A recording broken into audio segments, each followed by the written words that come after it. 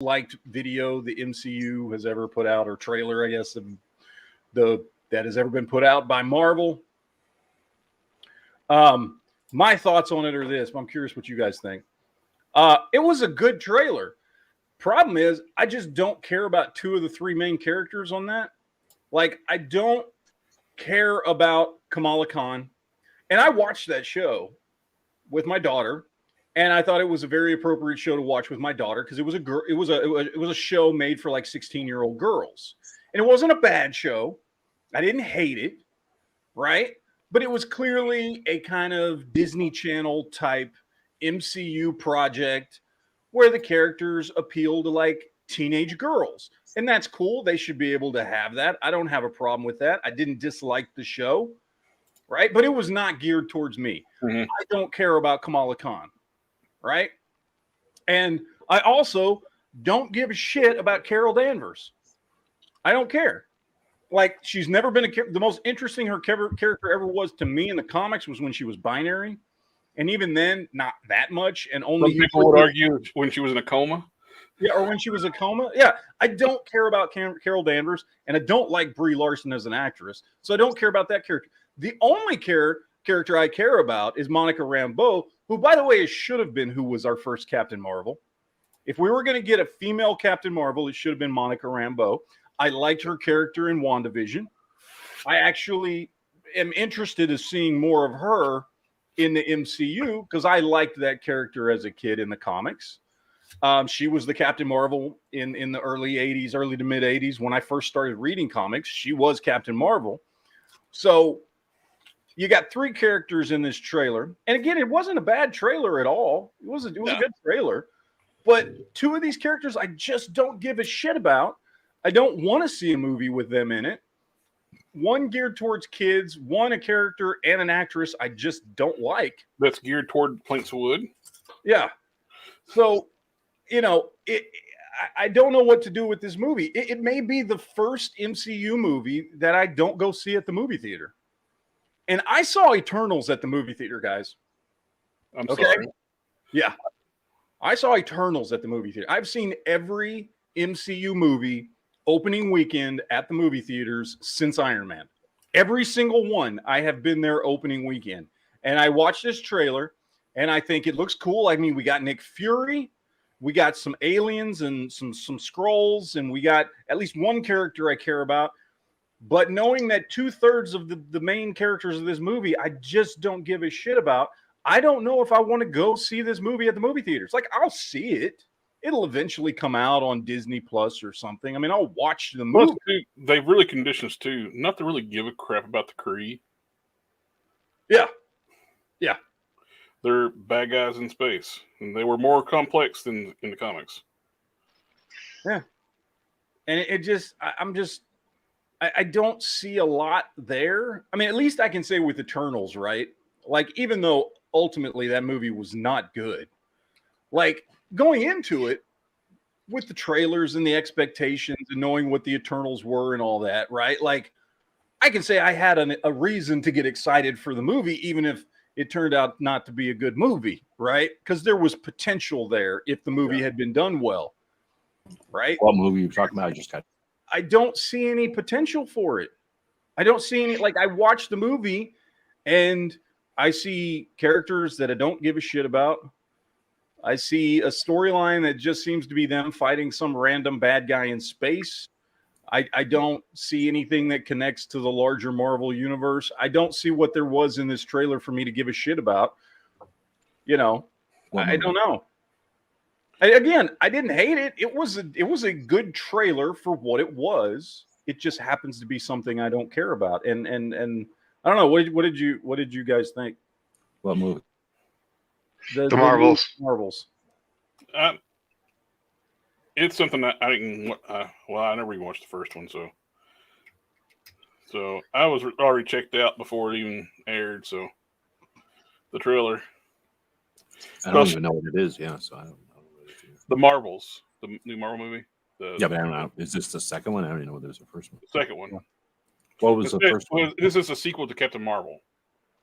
They're calling it the Marvels because it's going to have all three: Miss Marvel, Captain Marvel, and what they call Monica Rambeau's character? She's Photon in the comics, I think. Photon, yeah, but I don't think she's calling herself Photon. I don't know. Has she been given a name in the MCU yet? I guess this movie would be the one where they'd give her a name. It has to certainly be better than the first one, right? Not necessarily. Okay. Here's the thing. Here's the thing about the first one. I didn't hate the first one. Like, arguably, the character of Captain Marvel is not a good character. But, like, the rest of the movie was good enough. The Skrulls were good enough. Nick Fury was good enough. The rest of the characters in the movie I thought were good enough that I was like, oh, you know, it wasn't bad. It was definitely one of the least enjoyable Marvel movies. And you think about the first one, even though I haven't seen it, but I know the plot. She's basically the bad guy for a part of the movie, but she thinks she's the good guy. Yes. Yeah.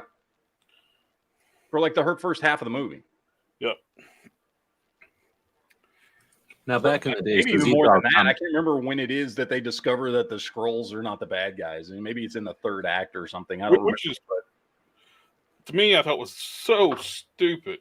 The Skrulls are bad guys. They're not like the Kree where you like it's blurred like if they're good guys or bad guys. No, Skrulls are bad guys. Yeah. Well, and I think they're going to attempt to fix that with the whole Secret Invasion thing coming out later this year. Yeah. Which I hope is good. That was also another new trailer we got here in the last couple of weeks was for Secret Invasion. Mm-hmm. Trailer looked good. I'm a huge Nick Fury fan, and I'm also a huge Sam Jackson as Nick Fury fan.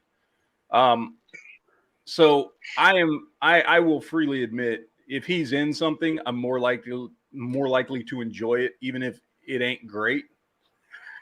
Well, the hype. Going back to the first movie, Nick Fury, the end scene of Infinity War, when he's calling Captain Marvel with the pager, and you got they cut his line off like he was getting her to say MFer at the end, and he gets dusted. The only reason Captain Marvel did as well as it did because they lied and said, "You got to watch this; it's integral to Endgame." Yeah. Which in the end, yeah, it had no bearing. Like she was a blip on the radar in fucking Endgame. Yep. You know, like she fought Thanos once but didn't win. You know, still got her ass kicked. So yeah, she was a blip with her fucking Hillary Clinton haircut. He punched her out of the movie with the Power Stone. But yeah, I don't know, man. I don't know who this movie is for because it's certainly not for hardcore Marvel fans. It doesn't even seem to be for MCU fans because let's be honest, MCU fans, I think what's the attrition rate to Disney Plus shows? It's like 40% of people who see the movies actually see the shows, right? Oh. And if you haven't seen the shows, you don't know who the fuck Miss Marvel or Monica Rambeau are. Oh, yeah. You have no idea. So who is this movie for? Because the first Captain Marvel movie made money, but it's one of the lower scoring, review-wise, one of the lower scoring Marvel movies. So, audience score. Audience score, yeah. The paid Shield reviewers did. Oh, yeah, they loved it. But so I'm curious who this movie is for. And they're doing the same thing, too. They're gender swapping Kree characters. The villains are gender swapped, which I don't care. I don't even know the characters. So I honestly didn't. I had no idea that was an existing character. The female with the Ronin hammer. I saw her in the trailer, but I didn't know who that was supposed to be. Yeah. What the dumb? It goes back to even with the Guardians of the Galaxy thing, making Ronin a zealot to the and a follower of Thanos was stupid from the get go. He shouldn't have been the bad guy because he is their main accuser for their to be the villain kind of for this movie. But they had him like a religious outcast in Guardians of the Galaxy to kind of ruin that whole aspect. I think what that was is just James Gunn had no clue about the characters at all and just needed a named villain. Yeah. And so Ronan got picked. Probably not even by him. Somebody said it's Guardians of the Galaxy. Who's a big name in cosmic Marvel that can be the bad guy? Oh, I know Ronan, because Ronan fights the Avengers and everybody all the time without looking into the storyline of how those things happen. Mm-hmm. And so he just got picked. So, which ended up screwing up anything Kree related. Yeah. So these aren't being made off any comics then? Not that I know of, no. Oh, no. They've quit following the comics years ago. Okay. Only the early MCU kind of followed the Ultimate Universe some. And nobody tries to draw a comic to the movies? That's not a thing. Well, it's actually a requirement now to work on the Marvel properties. The people working on the movies cannot be fans of Marvel. Really? They can't be fans of the comics. They don't want it to influence based on their preference or something? Yep. Well, I was going to say, I was watching a recent thing about Marvel. I think it was about Marvel, or also it was about Stan Lee. But anyway, it's like a recent documentary from the last year or so. And I was watching it on our private movie theater over there. And they were making it sound like, Stan Lee was trying to reach audiences and cut ground and prove stuff with his comics, right? That's like how he started Marvel, right? It was like he was getting bored of the regular and he was about to quit. So he's like, I'm going to make the Fantastic Four or whatever. And then it caught on and he was able to start doing whatever he wanted. So I got the impression that they were doing stuff to kind of poke their nose at stuff or whatever. How much of the movies are to do that, just to be different, just for the sake of being different? Or do you think they're different for other reasons only? Different for other reasons. Okay. No, they don't care. I think the one series of movies that has followed the comics the most were the Captain America movies. Yep. The Captain America movies have been the best. The Captain America, that's my favorite trilogy of movies ever. Well, the first Avenger was a masterpiece, I thought. Oh, yeah. I mean, Winter Soldier is one of my favorite movies of all time. I love Winter Soldier. And it's a good, even if you don't like comic book movies, Winter Soldier is a good movie. Oh, yeah. And while Civil War, first Avenger. Yeah, and while Civil War was nowhere near as big of a storyline as it was in the comics, the way they suited that to fit a movie, a 2.5-hour movie, was, I think, beautifully done. I think they did a fantastic job with Civil War, given that they had to pack, what was it, a year's worth of comics into one movie? Basically, the storyline from the comics. Over the year, I guess. Because the effects of Civil War was felt for years in the comics. Yeah. Well, the aftermath of Civil War in the comics, spoilers, Captain America died. Yeah. So I think that is the most solid set of movies that the MCU has put out right there. Although I will also say I fucking do love all the Avengers movies, even Part 2. I know a lot of people give Age of Ultron shit. I actually really like that movie, but I may be the weird one here. I don't know, but yeah, no. I mean, I don't know who this new Marvel's movie is supposed to be for. I don't see a lot of appeal as a Marvel Comics fan and an MCU fan. I don't see a lot of appeal to go see this movie. Like, I'll watch it when it's free to watch somewhere, but that's it. Other than that, I don't care. And again, I've watched every single Marvel movie opening weekend that has come out since the first Iron Man movie. So, and you're losing me. You're fucking losing me. And it started a while back, and I get it. Eternals was the first big misstep. I chalked most of that up to everything going on with COVID and all that kind of crap, and I was like, whatever. And then, of course, right after that, we got Spider-Man No Way Home, which is fucking phenomenal. I love that movie. I know not everybody does. I fucking love the shit out of that movie. No Way Home, I really enjoyed that one. Yeah, I fucking loved it. Of course, I don't know if I would have liked it if Tobey and Garfield didn't show up, though. No, it wouldn't have been as good. That was part of the appeal to it, is the entire third act you get all 3 Spider-Man, and I was like, fuck, this is exactly what I want, you know. And Doctor Strange was decent, wasn't nearly as good as the first one. I know a lot of people had problems with it. I you know, obviously, you know, it could have been a better movie, but I still thought it was a fun movie.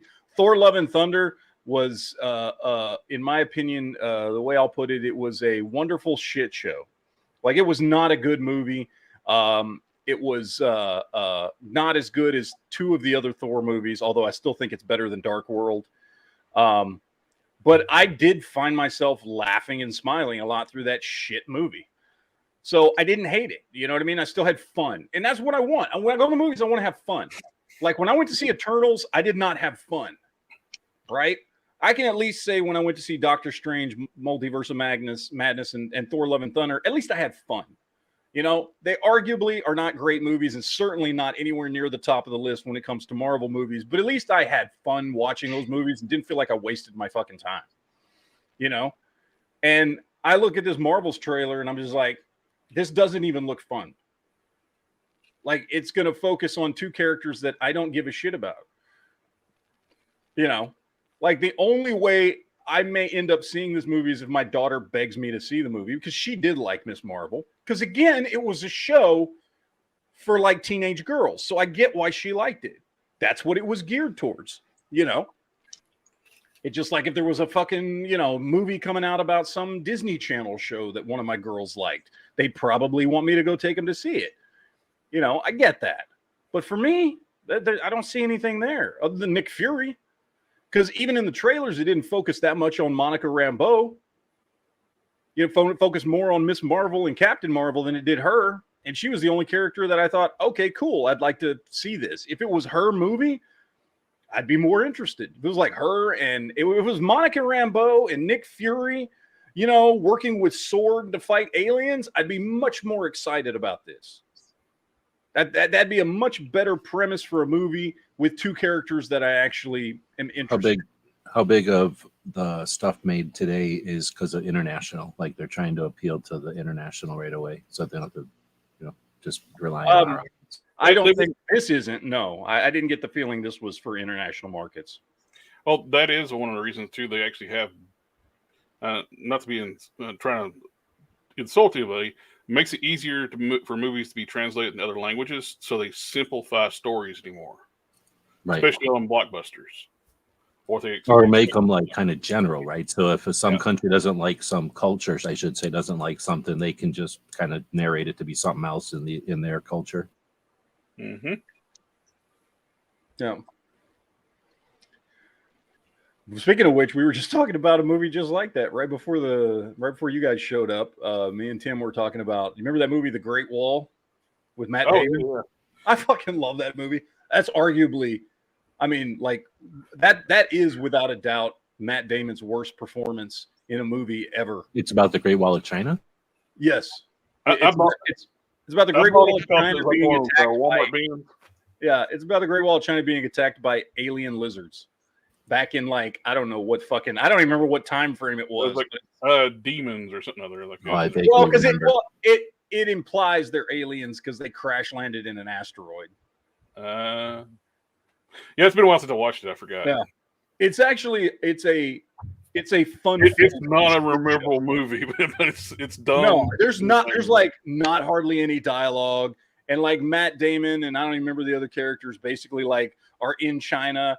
As like, you know, they follow the Silk Road for trade and they show up and somehow they get involved with helping defend the Great Wall of China against these alien lizards.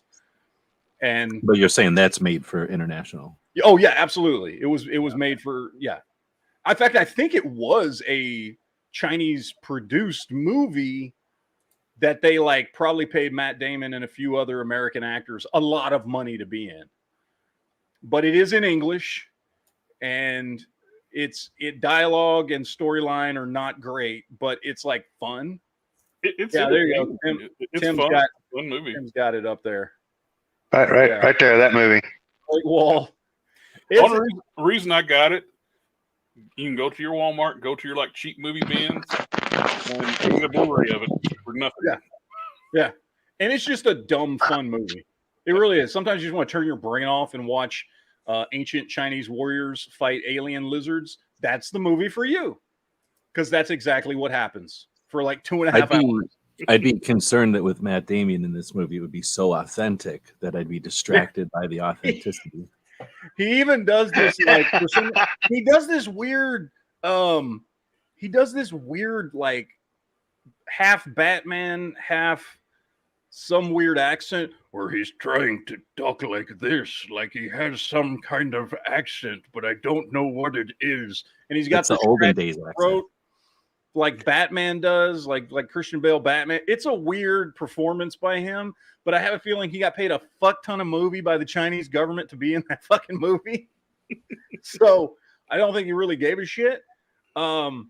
But it genuinely is a kind of it's a fun movie. Do you think that he does it for actual money, like a capitalist, or for a better social media score?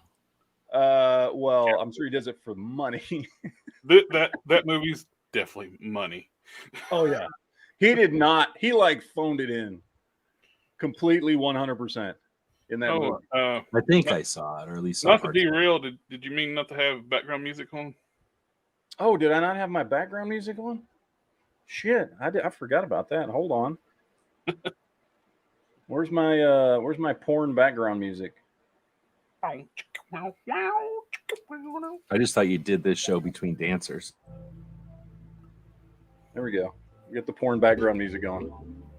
Yeah, I was missing the porn background music. We had to get that. Completely forgot. Yeah. I like the porn background music. Yeah. And I have to say, social media, Facebook sucks when you're watching TV shows. Mm-hmm. I hopped on Facebook this yesterday morning, and like people spoiled Picard for me. It's like, oh shit, really? Yeah, it's like, well, we already expected it to happen, but I like to see. Yeah, it was. I was kind of like early on. I thought that's what was going to happen, and then they got really into the changeling thing. So I thought, well, am I wrong? Maybe something else is going to happen. And then they did the thing you would expect, which actually was done very well. I thought, fuck it, let's just talk about Star Trek Picard. Yeah. We want spoilers or no spoilers or mild spoilers. Well, although there's only 2 spoilers in the whole fucking thing. The very end of the movie, they focused heavily on the member berries, and yes, we got the D. We got the D. And I got to be honest, man, I was very happy. Like and they brought it back exactly like a lot of us had already expected. They salvaged the saucer section, gave it a new drive section. Yeah, I fully dove into the member berries. I admit, I was like, fuck it, yes. If you had asked me before then, I'd been like, that'd have been cheesy. But as soon as it happened, I was like, I'm here for it. I'm fucking here for it. All right, let's go. Let's do this. So that was good. That was good. And we had talked about this before, I think on one of your shows a few weeks ago or something, that, in the first episode, they focus on the Enterprise D, where she's like selling those little models or whatever. And she's like, nobody wants that one. I was like, well, that obviously means it's going to show up at some point. But the D is probably one of the prettiest ships they've done, and like elegant wise. Like, yeah. I have to say, the original TNG's era, there were 2 shooting models. They had the big, like 8-foot model or 9 feet, what was, and they had the smaller 4-footer. The 8-footer one was a lot better looking ship. The smaller one, they changed some stuff to it. It looked weird. The saucer section was thicker, and it kind of like made it look clunky. But the big one, that one's gorgeous, and that's what this one looks like it's based on. It's the big one. Yeah, and you can tell. I mean, it is all digitally rendered, but it's done very, very well, and it looked great. And I was 100% in on it. Like, as soon as shit started going down, I remember turning to my wife and I was like, "Oh, they're gonna go get the Enterprise." Like, what do you mean? I was like, "Fuck you! They're gonna go to get the Enterprise," and then they take off and they fucking go get the Enterprise, and I was like, "Fuck, yep, I knew it." But with the reveal of the big bads finally, and I was kind of let down a little bit. I was hoping it would have been the Paul Rafe. I'm a little like, I'm curious how the whole changeling thing works in with that. You know what I mean? Like, I don't see how the change, the big bads they introduce could actually manipulate the changelings. I see the same thing here. Is I'm trying to figure out what the relationship is there between the two. So Like, I don't see them getting taking over like normal organic species. Of course, they forgot how changelings work too in Star Trek Picard, because when they basically threw them out in space and they froze over. No, changelings can actually travel through space without ships. Well, unless they're trying to say it's because they evolved and now they can turn into more humans, or I don't know. I honestly I don't know. My curiosity is simply like how these two groups. Okay, fuck it. I'm just gonna say the Borg. How the Borg and the changelings are tied together, because obviously they're in some capacity working together. How I don't know, like which group approached the other first. I'm almost wondering if it's not that one chick that's already dead basically went to try and, because of all the shit she went through, she just wants to see the Federation and Starfleet and Earth destroyed. And so she went to the Borg and was like, we'll help you. Just fucking kill them. Just destroy them. Whatever. She didn't give a crap. Because while it does seem like the changelings in this show have advanced, and now we know how they've advanced and how they can mimic humans so well and all that other stuff. And while, we see them having infiltrated important people in the Federation, they didn't seem like a big force to be reckoned with. It was, because before the changelings we knew from DS9, like, yeah, they did the infiltration thing and all that kind of stuff. But when push came to shove, like, they busted out armadas of fleets to tear shit up, right? Like, if it wasn't for the prophets, Starfleet and the Alpha Quadrant would have failed. Yeah, that fleet that got destroyed inside the wormhole, there's no. It was like Empire level, fleet. Yeah, the Star Wars Empire level fleet. There was no way if the Klingons, Romulans, if they all gathered together, there's no way they could have beat that fleet. So I'm wondering if the founders, the changelings, aren't just still decimated from that, and so that was their last desperate attempt to like destroy the Federation. Was like, well, we can't do anything anymore. Who can? Oh, the Borg. Let's go to the Borg. Yeah. The whole your jizz has Borg in it is still a little strange to me. Well, it would have made more sense if it had something to do with the PA race with Jack. But they did explain how he was doing what he's doing, though. It was better written than anything they've done in a while. Yeah, the whole with the I thought that was a really good reveal of how they're able to do all the things they can do is because they've been inputting this shit into people through the transporter system for God knows how long, and so everybody's got it in them. I like that they were like, well, everybody under the age of 25, like you're all too fucking old. I like the story, man. Like, there's obviously inconsistencies with this season of, this season of Picard and stuff we know from the past. And it hasn't been egregious enough that it's bothered me. You know what I mean?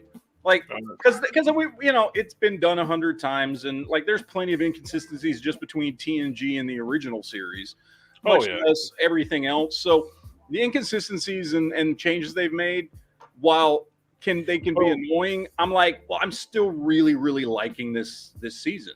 Well, this season, like we was talking about before, it seems more like a direct sequel to Nemesis. Yes. And when TNG went to the movies, their tone changed. They got much darker. Yeah. And more edgier. It's almost like a different universe. The characters' personalities changed and stuff as soon as they went to the movies. And this feels like that universe. Yes, it does. Now, I mean, the reason that changed was because of DS9. Yeah. DS9 changed the tone of Star Trek going forward. And it changed because it was people like Ron Moore wrote First Contact and all this stuff. Like Ronald D. Moore, who, was a writer on TNG, but, he never really broke out into that dark storytelling on TNG that he did when he wrote on DS9, when he wrote on Voyager, when he wrote for the Next Generation movies. Obviously, then you go to like Battlestar Galactica, and he got real dark with that. And it wasn't just him. There were other writers that were involved in that. And I think because of Deep Space Nine being incredibly successful with telling much darker stories than TNG had, it was kind of like, well, people like this. There's obviously people like a little darkness in with their Star Trek. And I think it worked. I mean, arguably the only bad Star Trek Next Generation movie was Insurrection. Yeah, I didn't like that one either. That was a complete waste. That should have been an episode of television. That was not a movie. They could have used that or one of the series that was still on when they made that movie. Yeah, it didn't feel like a movie. So I didn't like that one. But other than that one, I mean, I like Generations, although it's not great because it's like this melding between the two series. But I still liked it. I love First Contact. I think First Contact. They ruined Generations too. They were never the original ending of it. They weren't going to destroy the D because they put a ton of work in restoring the big shooting model and put a lot more detail on it because it's going to be big screen HD setting. Then third act, blow up the D. Yeah, I'll be right back up. I got to call it anyway. All right. When you're talking about the stories getting more like, I don't know, like have more flavor to them or what, like how much of that is because back in the old days there was only like other shows on, like they were competing with Seinfeld and stuff, like they couldn't get crazy because they were on TV.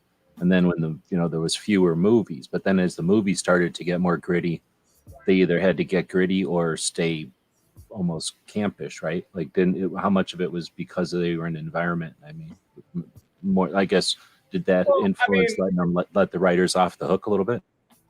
Well, no, because like they got really dark with Deep Space Nine. Deep Space Nine and Voyager were much, much darker shows than TNG. And Deep Space Nine, at least, was before they started doing any Next Generation movies. And it was very successful. It's a very well-loved Star Trek show. So I think they just took cues from that and saw that, hey, we can kind of make Star Trek a little darker. We can kind of, have the same characters and the same feel and stick to Roddenberry's, idea of this world, but we can tell darker stories where things don't always go right in the end. I mean, they do, but a lot of bad things may happen to get there. Because that's what DS9 was all about. I mean, essentially the entire 7 seasons. But I don't know. I think they did a pretty good job, and I think this new season of Picard has done a fantastic job of following up on all that stuff that we got in the 80s and 90s between TV shows and movies. Starting with the first episode of TNG, ending with Star Trek Nemesis. I think Season 3 Picard has done a fantastic job of,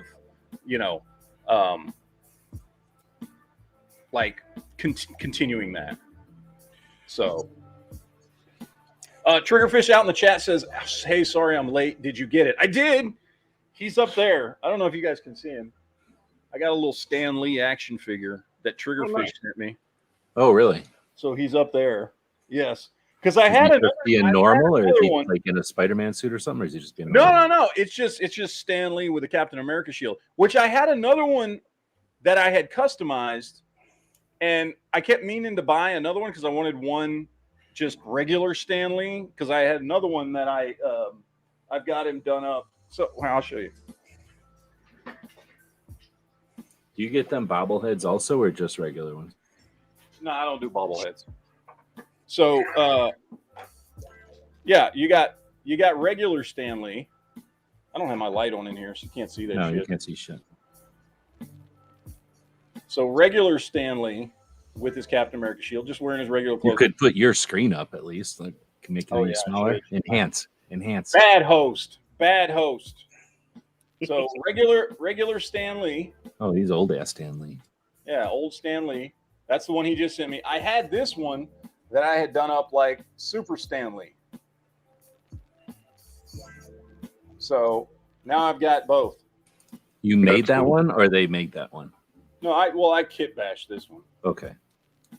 So who's the guy that made crap, who made him? Who's the guy that he did first? Not Spider-Man. Or it was a Spider-Man. Who's the guy that he fell out with? Kirby? Kirby, yeah. Is there ever going to be a Kirby doll, or are they never going to be able to do that because of their licensing or something? I don't think Kirby's family would do that. I mean, I wish they would. I'd love to have a fucking Kirby figure, but well, because those are licensed by the people making the figures, right? All that shit was whipped my ass. Oh, they'd have to go to the Kirby family and get his likeness rights before they can do that. And that's what I mean, but it's the company, not Marvel, so they might do it, right? Because it's money and keeping them around. Well, it all depends on the family if they're willing to do it. Yeah. The That's what I'm money wondering. may not mean anything to them. Well, that's true. It is not the almighty as some people think it is.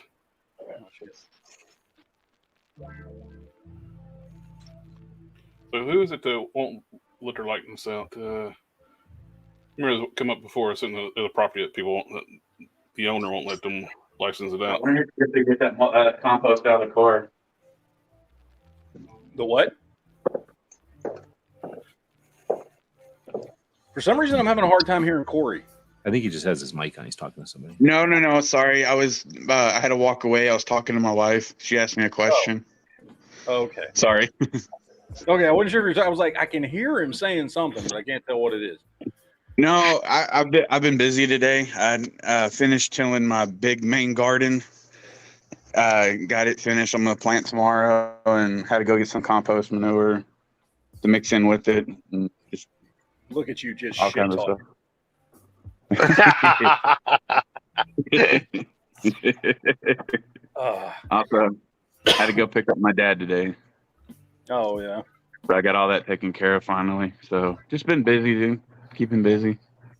Waiting on my packages to get mailed out so they can hurry and get here. Are you going to tell us what you got, or are you going to wait till it comes in? I can go ahead and tell you, but yeah, because I won't be able to show you until probably next week's Geek Chat. But last night I ended up winning that NECA RoboCop for $30 when they wanted $50. Nice. And I wanted to get that one. I picked up a couple of Which deck of Spawn RoboCop figures. was it? I'm sorry. Which version of the RoboCop was it?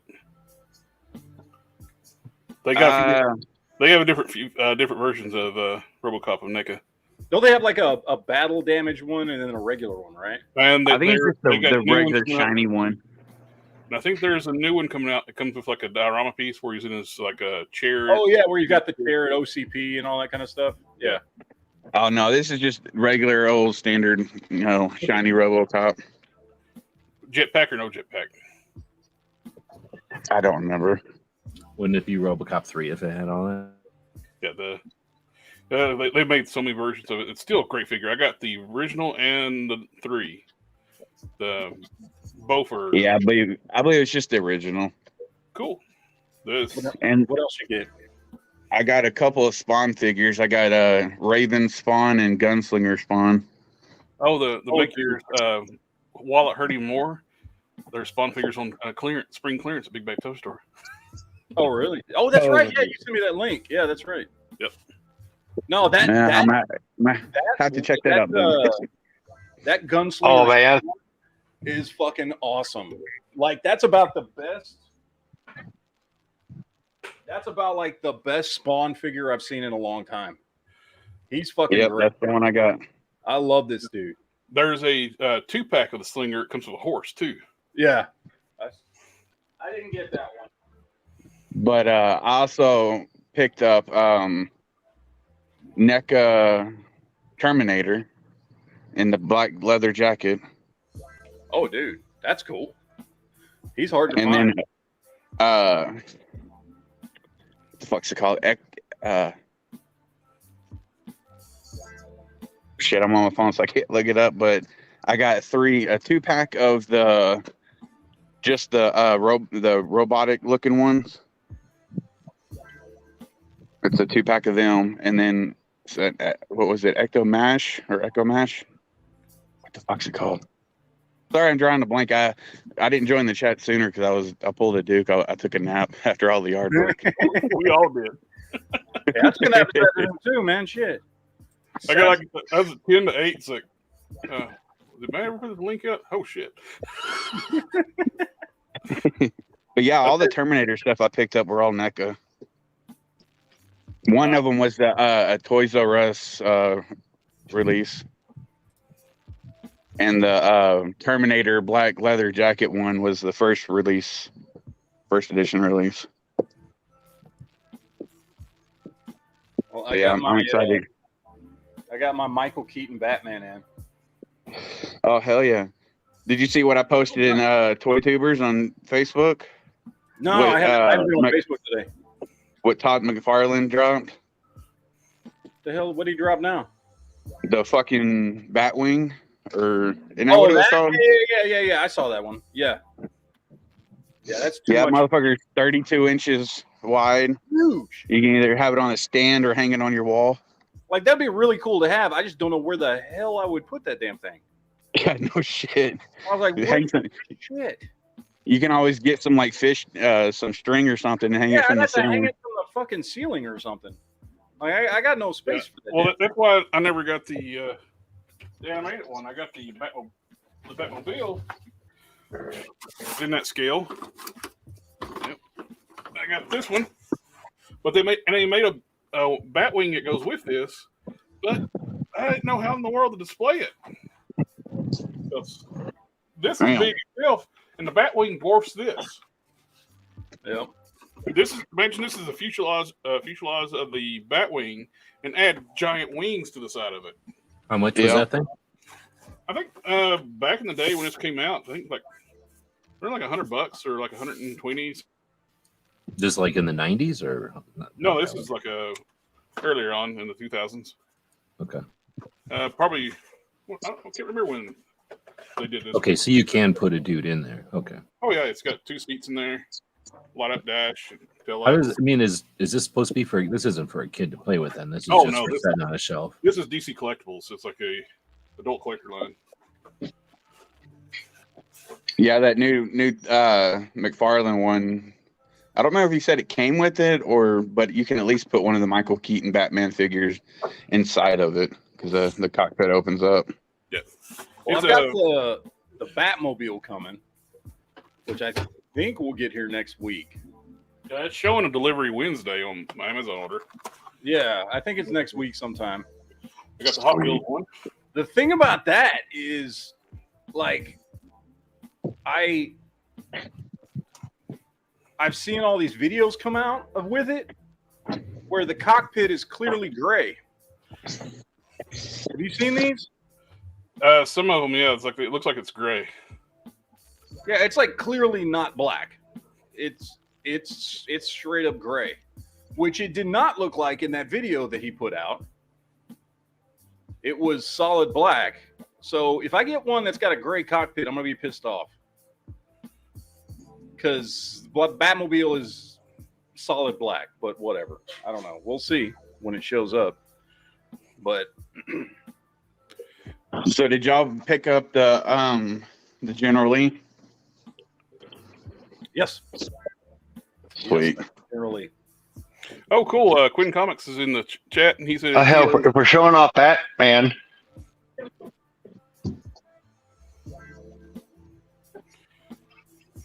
Oh, there we go. That's that. Was that Jada Toys? Yep. yeah, from the Batman movie, from the Sparkly Vampire Batman. Sparkly Vampire. I still haven't seen that one just because he's in it. You know, I'm so fucking hesitant seeing it because you haven't seen it, dude. It's a really good movie. Oh, it is. You gotta get over a Sparkly Vampire thing. It's a good movie. It's a really Okay. He's a good actor, so I can't get over Rob Pattinson playing Batman. I will say it is probably the best story from a Batman movie. Like the story was put together, it feels like it came straight out of like Detective Comics. It's really, really well done. And you guys know I'm not like the hugest Batman fan, but Yeah. it's really, really well done. You know, I'm not gonna say it's like the best Batman movie because it's not. No, But fuck, as far as Michael the Keaton, man. storyline, like it's probably the best storyline they've ever put together for a Batman movie. Oh, Matt, Quinn Comics said he's getting a bunch of Batmobiles and Batman figures coming to the shop next week. Oh, sweet. Well, I didn't know he was getting Batmobiles. I pre-ordered mine on Amazon because I was like, I don't know. Everybody was freaking out and it was selling out everywhere. I was like, oh, I gotta get one. You must plastic crack. And I don't Do you even know? I don't collect, you know, 1/12 scale vehicles. I don't because they're too big. But I needed that Batman. I needed that Batmobile. Yep. What? Do you know if they're sold out on General Lee cars? Because the other night when they dropped, my fucking card popped up with that stupid fraud alert crap. You know, because I was trying to buy it, so it froze my card. They're made to order. They're made to order. Yeah. Okay, cool. Now, I'm gonna pick one up next week. You only have till what April or May 9th, right, to get it at the pre-sale price. Yep. So you gotta That's the General Lee. That's the size of that Batmobile right there. It's going to be the 1/12 size. And then how much is that one? This one, this one was mass produced by Hot Wheels. It's an RC car. They don't have opening doors and stuff, but it is RC, but it's got full interior. This was, I don't know if that's the original price, but I got it for like $100 on that. Oh, but that's basically a Matchbox essentially, just making giant ones. That's smart. Yeah. But then how much is that General Lee? I mean, the General Lee's $175 if you get the early bird pricing. Mm-hmm. And then you get the accessories. Then there'll be a shipping charge at the end of the year. That's $50. Is there a Daisy doll in it? They couldn't sell enough of them. They would make figures. And then they got accessories that you can get for it, like you can get where the wheels and shit look like it's flaming, or if you get like the Fast and Furious looking one, you can get it where put the flames on top of the engine with like that clear resin stuff. Yeah, it lights up. And if they hit 2,000 sales, they're going to give us transparent tires in the Infernal Pack for that. So you get translucent orange tires for what? Wait, what's transparent tires for? For the Infernal Pack for Ghost Rider, like the flaming tire effects. And that head sculpt that he showed, man, that was fucking badass. Are these on like Indiegogo or Kickstarter or something?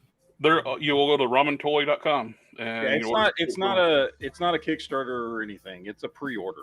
Like they're getting made. Okay. It's not like, oh, if we don't make enough, maybe not enough orders come in, we're not going to make it. They're going to make whatever, however many orders they get or how many they're going to make. So, and this is going to be one time only. They will not rerun these. This is it. Yeah. So if you miss out, you're going to pay the late fee. Don's Reverend Bicep dropped in a super chat, says 2 trailers, the Continental and Penguin, dope. You know, I've not seen either of these trailers. I haven't either. I've seen the one for the Continental. I've not seen the one for the Penguin. I saw maybe this was the trailer. I don't know. It was like a 30-second teaser on the Continental. Was that the trailer or was that just a teaser? I don't know. And it was just like the Continental in the 1970s or something. And it looked okay. I mean, nothing about it really made me fucking go, oh, I got to see this. But like, it looked cool. I'll watch it. Is that the spinoff for John Wick? Yeah. Okay. Yeah. I have not seen the Penguin trailer though. I heard that just dropped yesterday. Who's the Penguin going to be? It's the Penguin from the Batman movie. No, but who's going to be the actor? Colin Farrell. Colin Farrell. Yeah. Have you seen him in the Batman movie? Oh, he's already been Batman? I mean, he's already been the Penguin, yeah. In that movie, maybe not. I had to think about it for a minute. But he's unrecognizable in the movie. Yeah, if you didn't know it was Colin Farrell, you wouldn't know it was him. They've got him in prosthetics and shit. So he's been a Penguin good already. Everybody's looking forward to it, or what? Yeah. Yeah, he made a good Penguin. Was he fat? Yeah. He did. Oh, okay.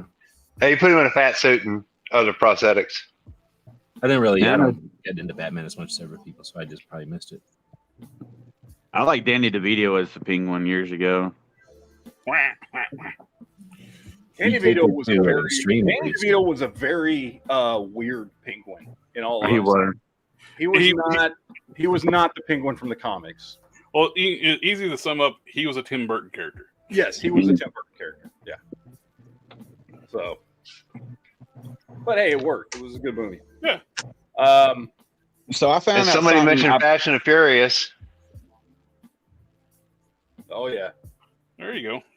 Them Jada toys, they make some good shit. Yeah. Yes, they do. They're really nice. It's all about family. Are they metal or plastic? Yeah, Are those those metal it's or like that. plastic? those are metal. Okay. Yeah. So it's heavy. Yeah, yes, very heavy. I'm surprised Jada Toys, since they're getting into 6 Marvel Legends scale figures, they don't get into vehicles. And somebody asked They them, might. They're probably waiting to see how their 112 scale stuff does. somebody asked them directly, and they said no. Oh, really? Yep. All right. Well, shit. So hopefully they change their mind if their figures do well. Yeah. So All right, you know guys. how last week we were talking about Robin Williams and everything, and Yes. we brought up the movie Hook. Yeah. I posted in the Geek chat on Discord that did you know Glenn Close played in the Hook as a dude? She did? Yeah, I didn't know That's that kind of either. what I I'm was like, thinking. holy It's like shit. I don't remember. Yeah, she played in Hook, but she played a dude, all dressed up with big beard and everything. I did not know that, or if I did, I didn't remember that. Mm-hmm. Mm-hmm. Okay, I want to talk about Mandalorian. We got to talk about. Yeah, Mandalorian. tired of waiting on Duke. Yeah, I don't know where the fuck Duke fell asleep. Probably Um, So last 2 episodes, Mandalorian. Oh, I haven't listened. I haven't watched the show. I can't spoil anything. Okay. No, I'm just kidding. Um, I think I've seen it. Is there there's still the last one to come or no? Yeah, there's still one more episode. There's yeah. still one more I think episode. I'm up. Okay, I'm up to Yep. speed. So we won't talk much about the episode before because there really wasn't much to talk about. It was, like the storyline, everything about that last week's episode was, I don't know. It felt like filler more than anything else. You know what I mean? Yeah, the best part of that episode was the last 8 or 10 minutes or whatever. Yeah, with the Mandalorian stuff where you actually got Yes. Mandalorians and shit. Yeah. That was good. But other than that, the episode was mostly filler. There wasn't a lot going on. I didn't really care about the storyline or anything like that. So whatever. Not really an episode really worth talking about. But Really This wrong. week's- Too. Those were not Imperial droids. Those were Separatist droids. yeah, there were separatist droids. Which I did. Yeah. Now, I did think it was cool that we got a Dooku loyalist in Christopher Lloyd. That was cool. You know, somebody talking about Count Dooku again and all that kind of stuff. Yeah. Overall, the episode it was just filler more than anything else. This week's episode, though, was fucking great. This week's episode was probably one of the best episodes of The Mandalorian that I've ever seen. One of the best episodes. Yeah, it's awesome. It was all Mandalorians and fighting, and it was like everything that Star Wars can be, and then some. All the characters were great. The action was great. The storyline of them going back to Mandalore to try and find the Great Forge, and then in the end, you know, the bad guys show up, and like just everything about the episode was fantastic. There was nothing I didn't love about this week's episode. And it explains too why they found that Mandalorian ore in the ship that got attacked that freed Moff Gideon. Yeah. Yes. Yeah, because at first I was thinking, well, crap, did somebody hire Mando? Because, you know, you saw Yeah. what's They his were name? mercenaries. Yeah. They were basically making us believe as the audience that somebody hired them, since that filler episode was mainly showing that they're guns for hire no matter who pays them. Yeah. And then turns out that is not the case. Yep. So and we were talking about this, me and Tim, a little bit before the chat, but I don't know which way they're going to go with the season finale. Because on one hand, they can just finish the story out, try and end strong, go from there. Or on the other hand, they can try and compete with last season finale, which I don't know how you do that because it's kind of hard to beat Luke Skywalker showing up. Exactly. I noticed a theme though. It's I'm going to say what the theme is for spoiler reasons. Both the Bad Batch and Mando. So little emotional things for both of those shows. I haven't watched Bad Batch yet. It's like I haven't either. I'll type it in the private chat. I'm not going to put a spoiler. I'm not going to say what, but you know what I'm talking about, and I'm trying to articulate it better than what I'm saying right now. Well, I don't know, man. I want. There were, because there were rumors before this season even came out that there were rumors that we might get a Han Solo cameo to try and compete with Luke Skywalker last season. I don't know if that's just bullshit. It probably is just bullshit. But that would be kind of cool to see Han Solo show up in the season finale. I don't feel like they're going to do that because I don't know how that works in the episode where we're all on Mandalore. Like, what the fuck is Han Solo doing on Mandalore at this point? You know what I mean? Like, it doesn't seem like it would fit into the story. And maybe it was just all bullshit, stupid rumors that don't mean anything anyway. You're thinking Harrison Ford? Can't be him. Well, yeah, of course it could. Oh wait, no, he's not. He's still CGI like alive. they did Leia for their.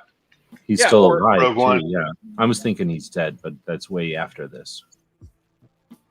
Yeah, no, I mean, but like, if you've seen the trailers for the new Indiana Jones movie, like they have him in the movie de-aged at like, the age of like 35 or something.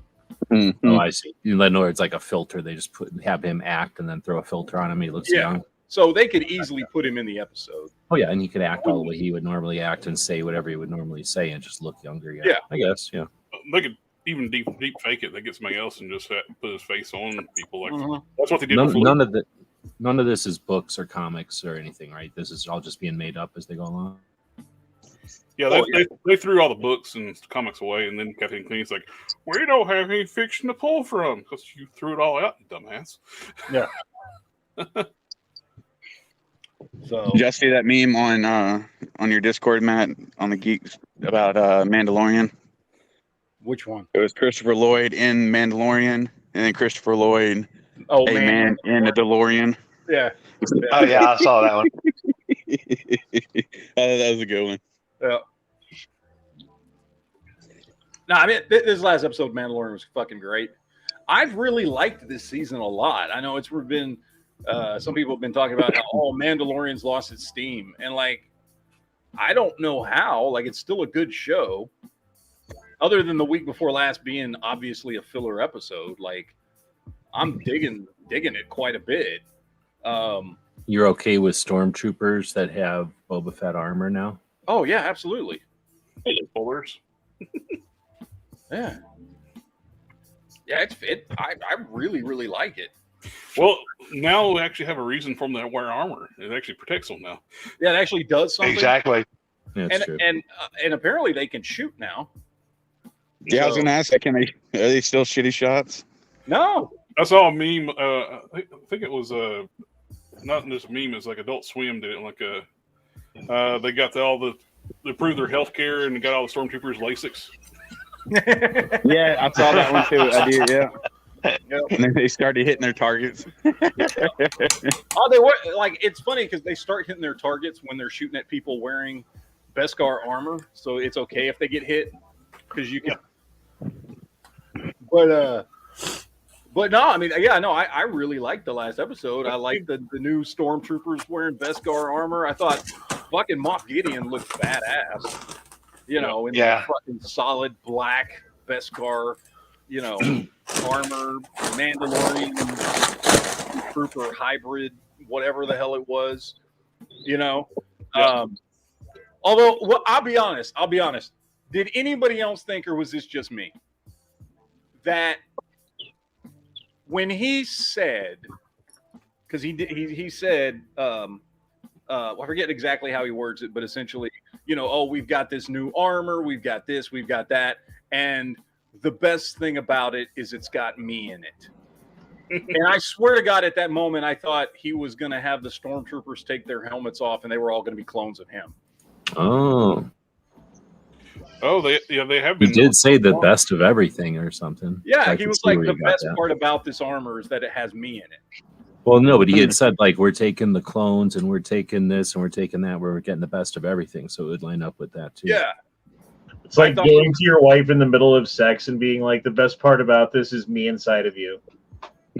Oh yeah, that I remember seeing that, and Quinn Comics brought it up that Moff was wearing a Darth Maul style helmet, like the He had armor. the things on it. Yeah. And you know who else wears that? It's the armor. Yeah. Well, there's rumors that Yeah. they're gonna reveal that actually means something. Like what? I don't know. Yeah. Like that maybe, because they haven't shown her, but maybe she is one Well, of the what do they call them? The witches of Danthamir? who's the spy? I can't remember. What do they call them? It's from Look who finally showed up. the witches of Danthamir, right? The planet that Darth Maul's from. Something like that, yeah. Yeah, I think they're called the witches of Danthamir. It's been a while since I've seen that. So. And Yeah, me too. that's a rumor that she's actually one of them. That she's from Danthamir, so she's one of Darth Maul's people, and that eventually we'll see her face. I don't know when, but like that's might be what that. That would be why she was like really focusing on the fact that their sect not take their helmets off. Yeah, hide the fact who she actually is. Thank you, Quinn. Night Sisters of Danthamir. There Not you go. witches. Night There you Sisters. go. Thank you, our living enough. encyclopedia. Yes. Yeah. I don't know if you guys already covered this. I just got here. You've been going for an hour already. How they didn't mention Grand Admiral Thrawn's name. Yes. Yes, they did. Yes, they did. Excited for what kind of material are they covering? Or are they going to be pulling from things like Heir to the Empire and Well, other she books? straight up. Well, okay. Well, this takes us directly into the Ahsoka trailer that came out this week.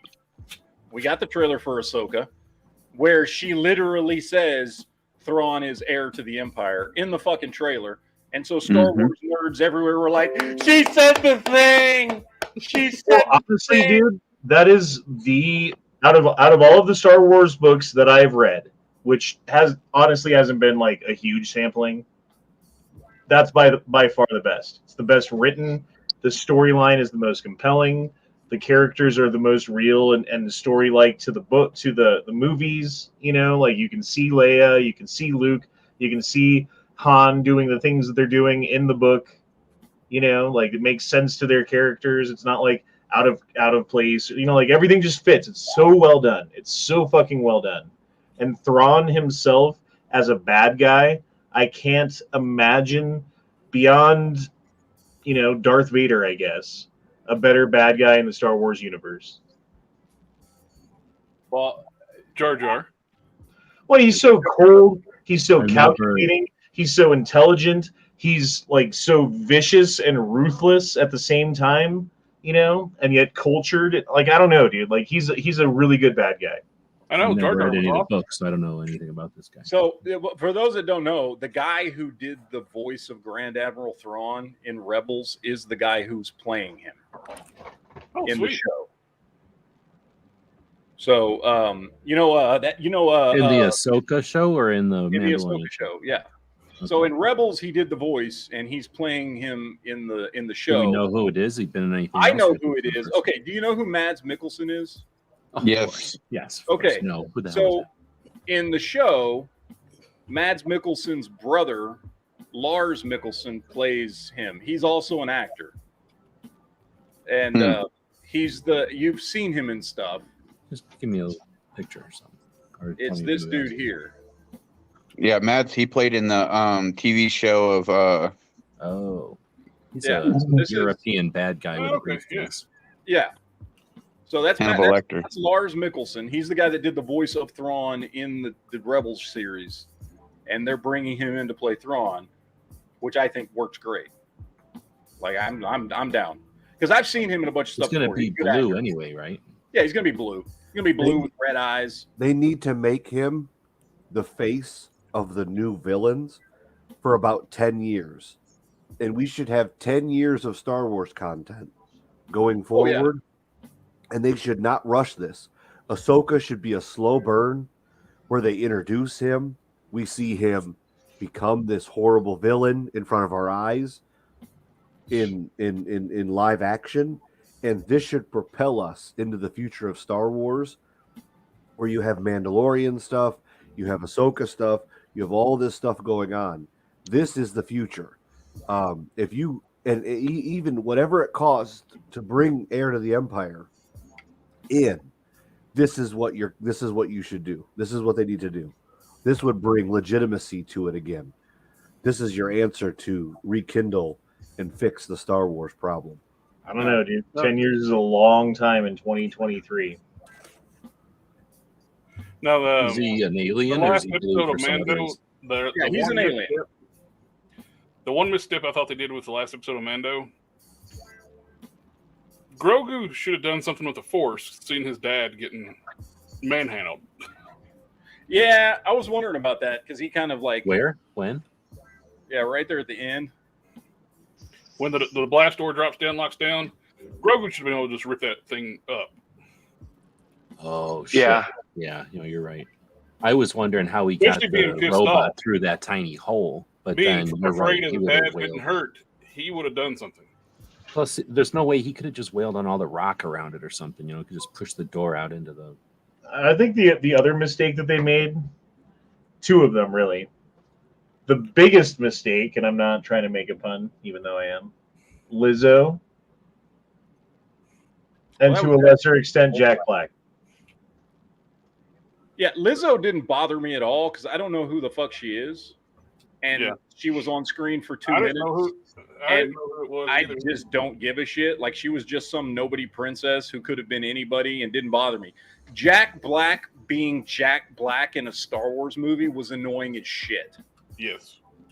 Yes, it was. Takes you immediately out of the fucking show. Like, what the hell? Why am I watching Jack Black? Is that just because somebody owes him a favor or something, or he asked Right, for it? probably like everybody who ends up with cameos on Star Wars. It's because they're fans and they know somebody or their agent or whatever, and they end up with a little bit cameo.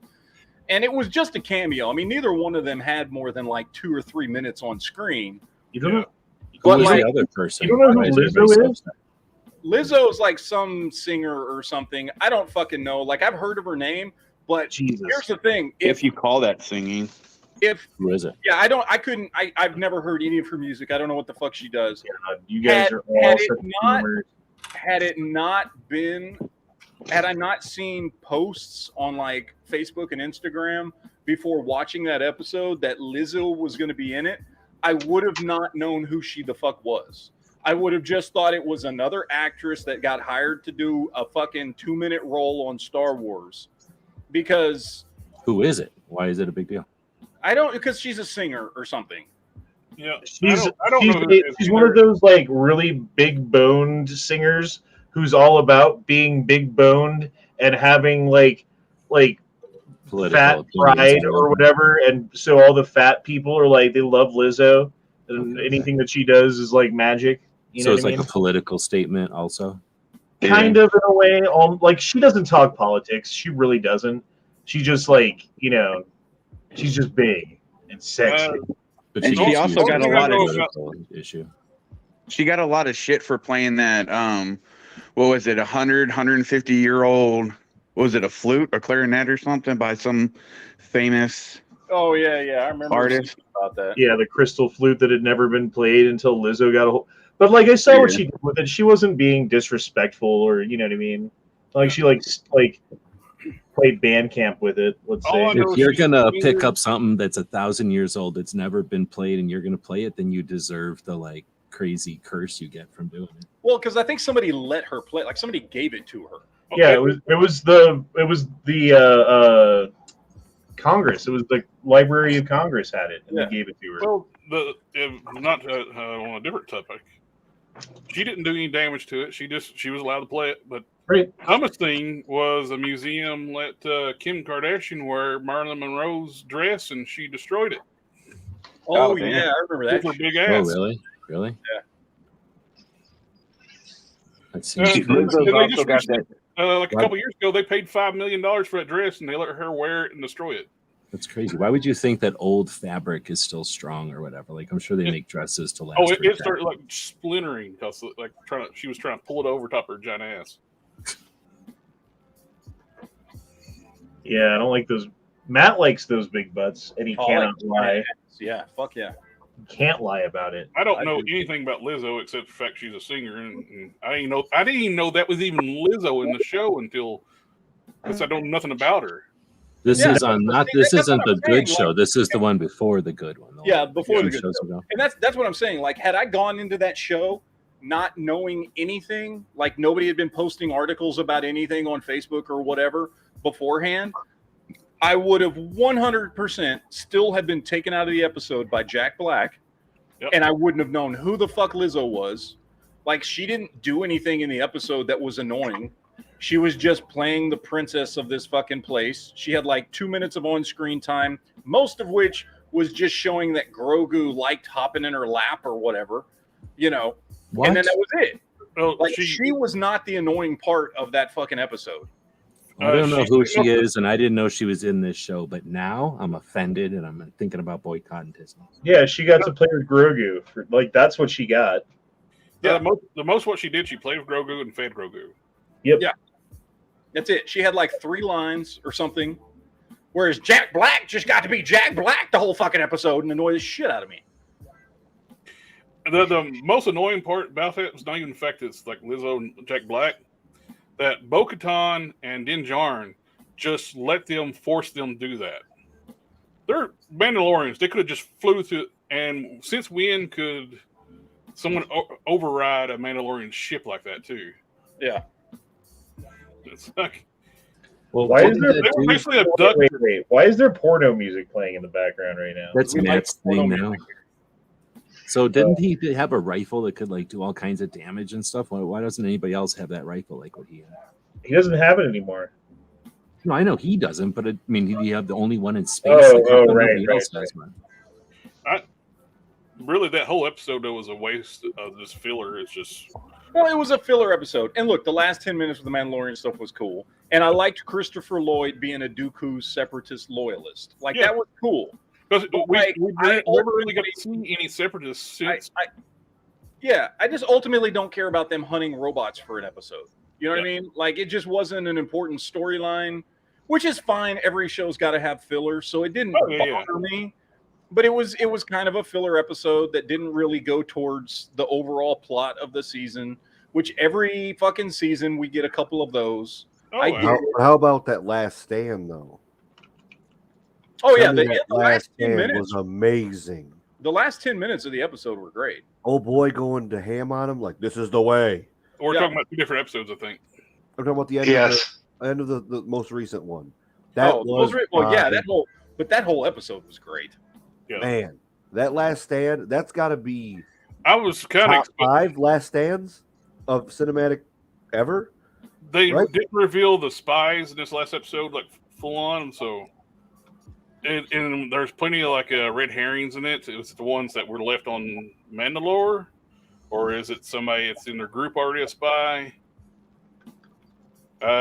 It's clearly not talking about the female Imperial that's like on Coruscant, because we already know she's a spy.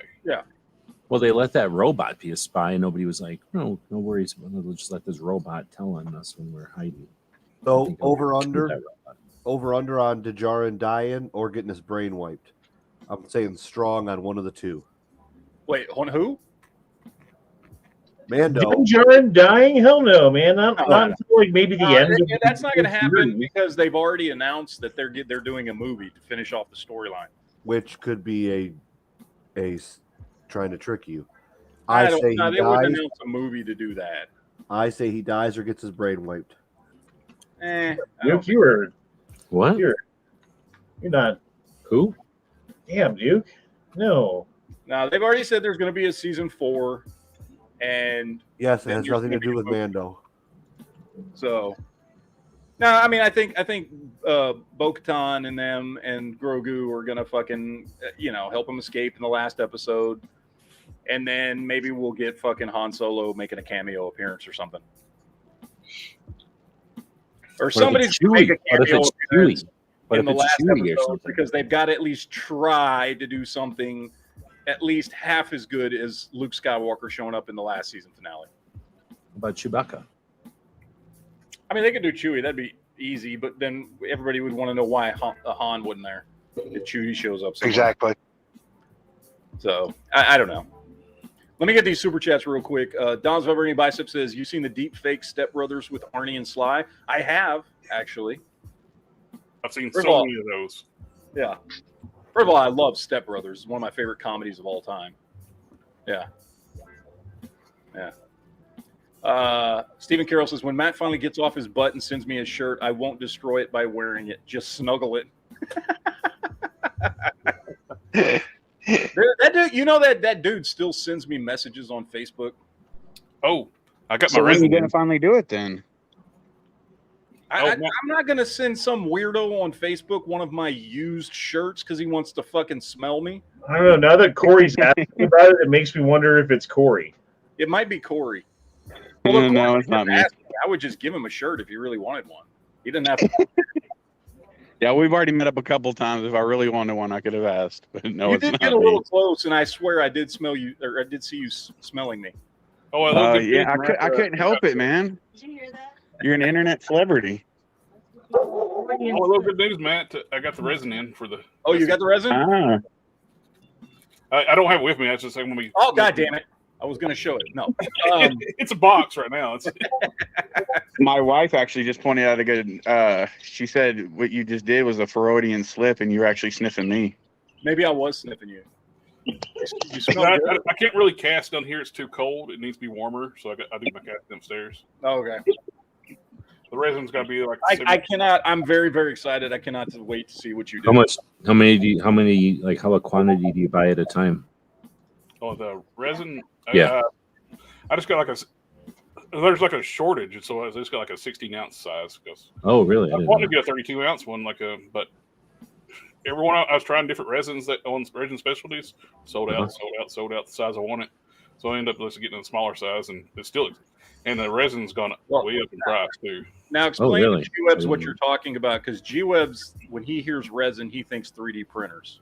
Oh, No, this no. is- I was thinking of the 2D or the room temperature 2-part resins, right? Where you I mix made some silicone mold of a Hulk head that's going to go on a cyborg Hulk. I'm going to make for Matt, right on.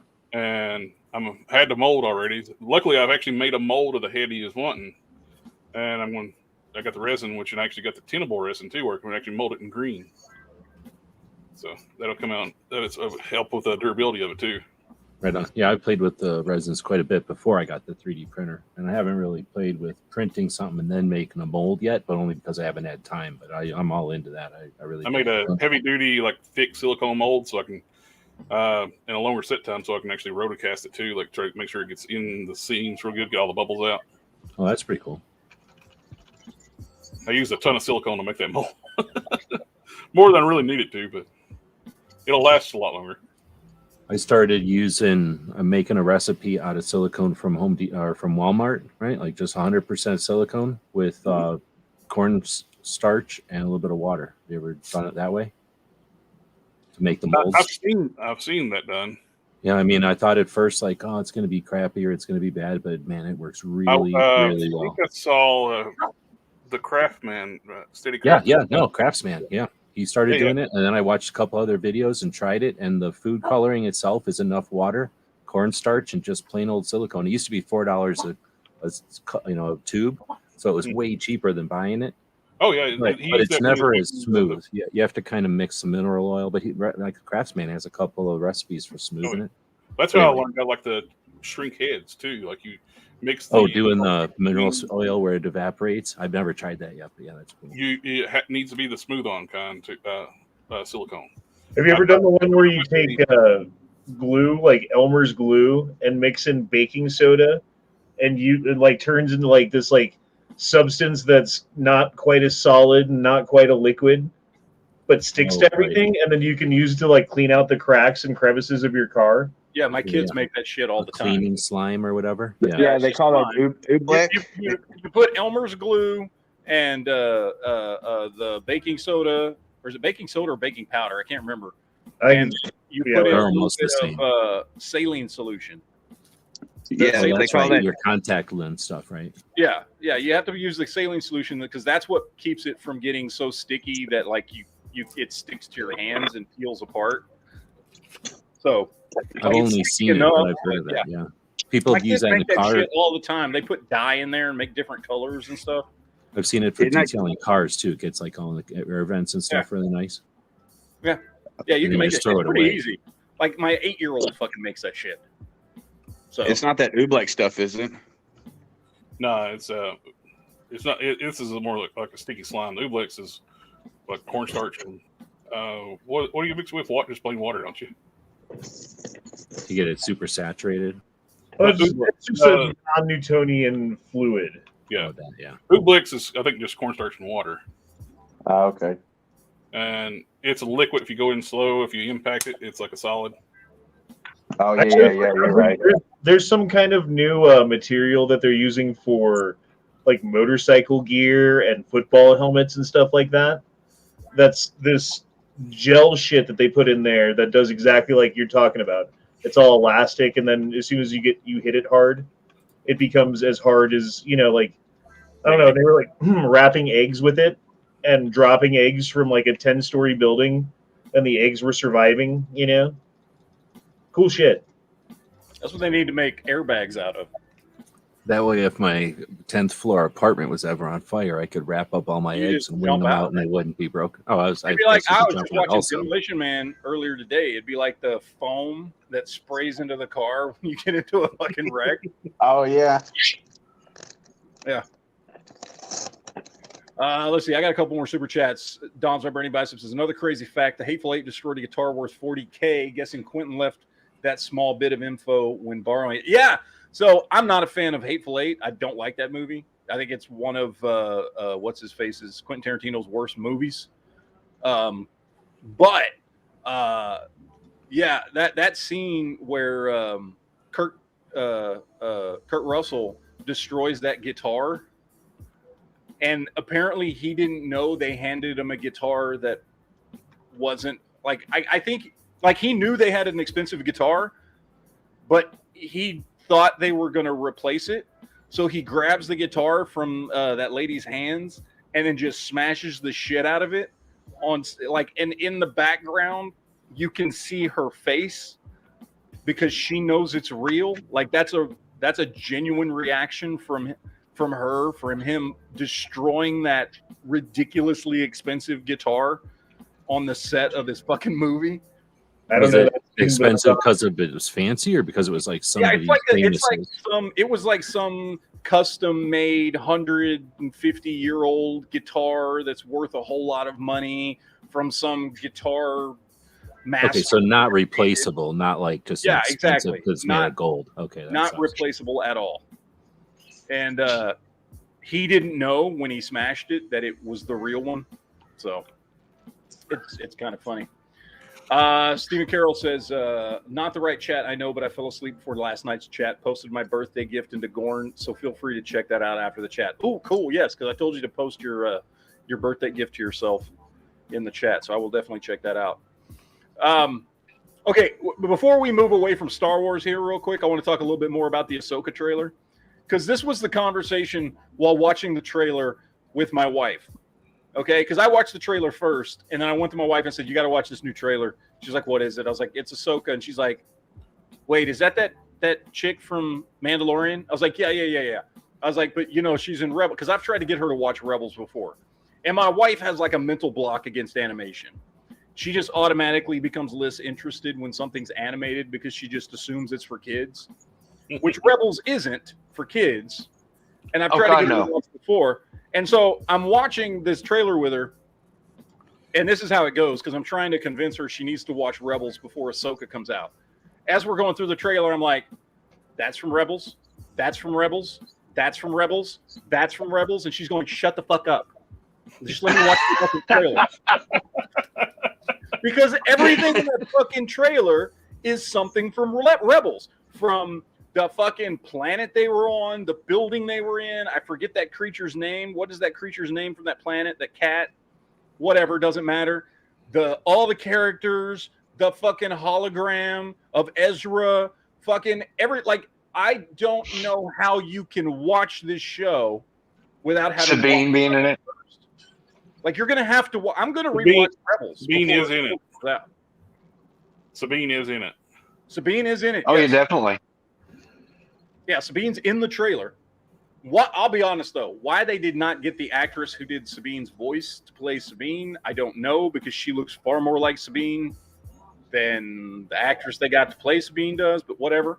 Well, it's weird they got Thrawn come back. Well, why not get? Yeah, I don't know why they didn't get her. She's an actress. Like she's in all kinds of shit. Like I don't know why. Like in those Star Wars cartoons, they scan real people and make the cartoon of the person, right? Well, like, not they in make Rebels. art. It's a different art style. The Clone Wars has got a very stylized look, Yeah. and Rebels was in the same style. Yeah. Oh, thank you, Brian and Quinn in the chat. Lothcat. It was a Lothcat. That's what it was. I couldn't remember that. Yes. Yeah. But anyway, Rebels is a fantastic fucking show if anybody's never watched it. And I would say just from watching this trailer, you absolutely have to watch Rebels before you watch Ahsoka. Oh, they've worked in Most definitely. from Rebels into the current live action Star Wars. Yeah. Well, because I'm- Dave Filoni, There's Dave from Filoni's Rebels. running everything, and I get that. And look, I'm sure you'll be able to watch Ahsoka and still enjoy the show without having seen Rebels. But if you haven't seen Rebels, or if you've seen Rebels, you will probably enjoy it much more. Well, that's where the Inquisitors came from too, and like Obi-Wan. Yeah. So like, Yep. I really, you know, I hope I can convince my wife to watch it because but like seriously, if you want to watch Ahsoka, man, I highly recommend checking out Rebels. It's 5 seasons. There's a couple of seasons in there that are, like 16 to 20 episodes, but most of the seasons are only like 12 episodes. It's not a difficult watch. And it's really, really good. And despite it being animation, it is not for kids. It's a show adults can enjoy quite thoroughly. But highly recommend it. But that Ahsoka trailer was awesome. I loved the shit out of that trailer. I was hyped that entire trailer. Them busting out. I mean, they drop all the stuff from Rebels with Ezra and Lothcat, and they're on Lothal, and fucking, Ahsoka's there, and Sabine is there, and Who's the guy in the hood that can pick people what's her up like face? Force Damn it! Why am I blanking on her name? The blonde one? No. Why am I blanking on her name? The other character who was in the trailer with the green tails on her head. Why am I blanking on her name? The green. Hera. Hera. Thank you. Hera. Yes. I was Hera's in just there. when you said that, I was like, I was just looking at the voice cast. Is like, the actress that played the voice of Hera would have made a better Hera than the actress they got. Oh, yeah. The actress they got's a great actress, but But like, Rebels, they designed the characters after the voice actors a lot. I know. That's what I was saying. And I'm telling you, like if you look at the actress who played Sabine, I'm going to pull that up. She looks just like Sabine. Yeah, she looks like Sabine. Who is the guy in the cloak, like in the robe, who force chokes the one guy at middle age? Those are new characters. Okay. They're like fallen Jedi. They're kind of Inquisitor-ish. Yeah. But it's not Luke. No, it's not Luke. No. I saw an interview with Dave Filoni where he straight up said that these are fallen Jedi who survived survived Order 66. Well, one of them is. The older one is. The younger one was like his apprentice. But Then who's the blonde? the blonde, Driving around the spaceship. I don't remember. That's the chick who played Sabine. Oh. Who, if you gave her the fucking crazy hair because she did all the shit with her hair and chopped her hair short, she looks like fucking Sabine. There's I'm gonna need pictures of another her picture. online on Is the there some more internet. pictures? I need... On the Internet Movie Database, her profile picture is short hair and looks just like her. Yeah. Bean. Look, she's even got Sabine's helmet here. I don't know why they didn't get this chick to play Sabine. She looks way more like Sabine than the chick they got to play her. And I've seen her in shit, and she's a good actress. So, whatever. Anyway. But, like, they didn't. Whatever. Okay, move on. But, like, the trailer had everything in it. It had all the stuff from Rebels. You had Thrawn. You had Ahsoka saying the words heir to the Empire. Like, it was a fucking great trailer. It was just... Don't you love it when action figures just randomly fall off your shelf? When is this one coming out? I just lost some Spider-Man. When does this I come feel out? like your place is haunted, Matt. Don't tell your wife. Oh, she already knows. When does this movie come out? It's a TV series. It comes out later this year. Is it this summer? Oh, it's a TV show. Oh, okay. I can't remember. Yeah, it's going to be a Disney Plus show. Yeah. So Well, his 10 room's haunted episodes, because 12? Probably 8, just like The Mandalorian. Well, it's like Ahsoka Tano. The voice actress that played her, they modeled her character off after her, too. Yeah. She's even cosplays as Ahsoka, the voice actress. And it's spot on. Yeah. Matt, your room's haunted because you got the book from Evil Dead. I do. True. Thank you, Honda, for giving me You're welcome. the Evil Dead book. Can you show everybody? It's on the other side of the room. I don't want to get up. Oh, Read son of a something bitch. from it. Read Yeah, I was some going of to say, it. read one random I page. can't read any of that shit. Devanate us a page. There's no English in that fucking book. What's it called? The Nomicron or something like that? Necronomicon. Necronomicon. Yeah. There you go, Necronomicron. It's the Necronomicon. Damn it, I'm pissed off. Spider-Man fell. That's all opposed to like when you're making a cherry cobbler and you actually make the Necronomicon. Oh, yeah, I've seen that. That's just fucking They didn't break, did they? Figures no, will randomly fall for no reason. You would think Yeah. if a Spider-Man figure is going to fall, like it would use a web and not actually fall. You would think. And there's something that happens too when something falls off the shelf. If you have empty space underneath your shelves, when it hits the floor, you think it'll shoot out into the floor. No, It goes backwards underneath the shelf. Oh, yeah. Every time. I can't imagine how many fucking like guns and shit are under my shelves. I have a buddy of mine. He like one little minifigures of Ray Palmer, the Ray. Yeah. And he lost that for a long time. And when I went visit him, it's like, have you looked behind the shelf? It's no, it would have fell out this way. I tore this whole room apart looking for it. It was like, look behind, and that's where it was at. I've had shit shoot from one side of the room to the other. Like something will fall in like a sword or a gun or something, and I'll find it months later, and it fell on this side of the room, and it ended up 16 feet that way. And I'm just like, what the hell? Ooh, look who's flexing into this 16-foot room. Right. That's not a big room, by the way. This is a rather small room. We're going to flex. Yeah, there you go. That's a fucking flex. Look at that shit. Damn, Jared. What's the other way? That's my big screen. That's the funniest thing I've heard all day, G-Webs. Good job. Thank you. I wouldn't be flexing with a 16-foot room, man. This room is not, it's like 16 by 12. It's not a big room. I forgot to turn on my ring. Oh, as soon as I turned around, I was like, oh, yeah. I got That's a ring what she light. said. Turn it on. But anyway, did y'all see the new Indiana Jones trailer? Dial of Destiny? Not yet, no. No, not yet. Where do you watch these trailers at? Do you like subscribe to one? The first teaser that came out like a month or two ago or whenever the hell it was, a couple months, I don't remember, back in February, I think. Like, it was fine. Whatever. Like, I thought, okay, I mean, look, it's Indiana Jones. I'm going to go see it, right? Like, there's no debate there. I'm going to go see the movie. But, like, it was like, okay. The new trailer that just came out like a week ago, pretty damn good.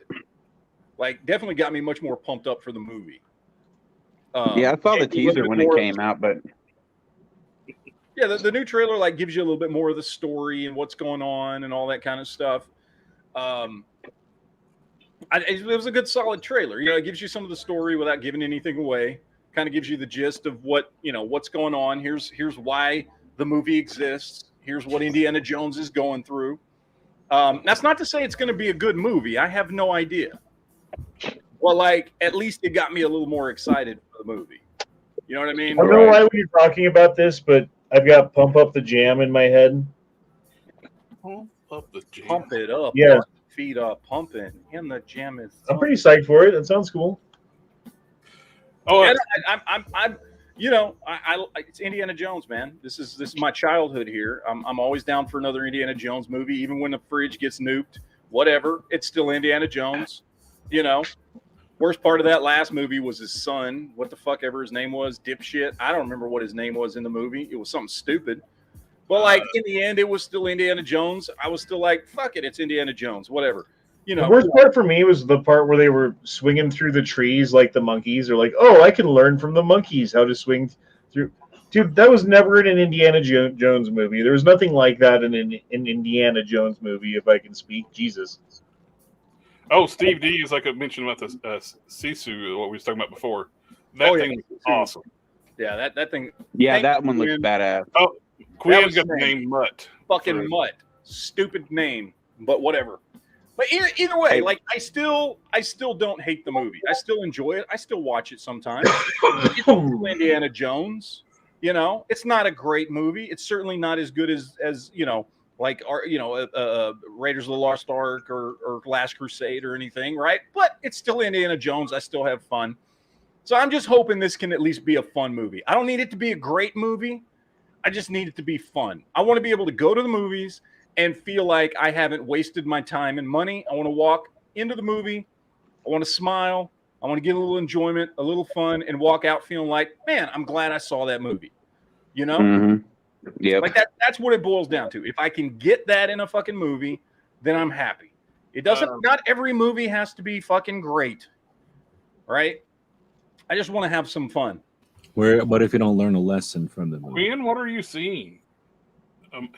Quinn says there's somebody standing behind you, Matt, but there's a lot. Maybe you're like, my eyes that bad? Is there somebody behind Matt? Hey, G-Webs, you can go check out the trailers on IMDb.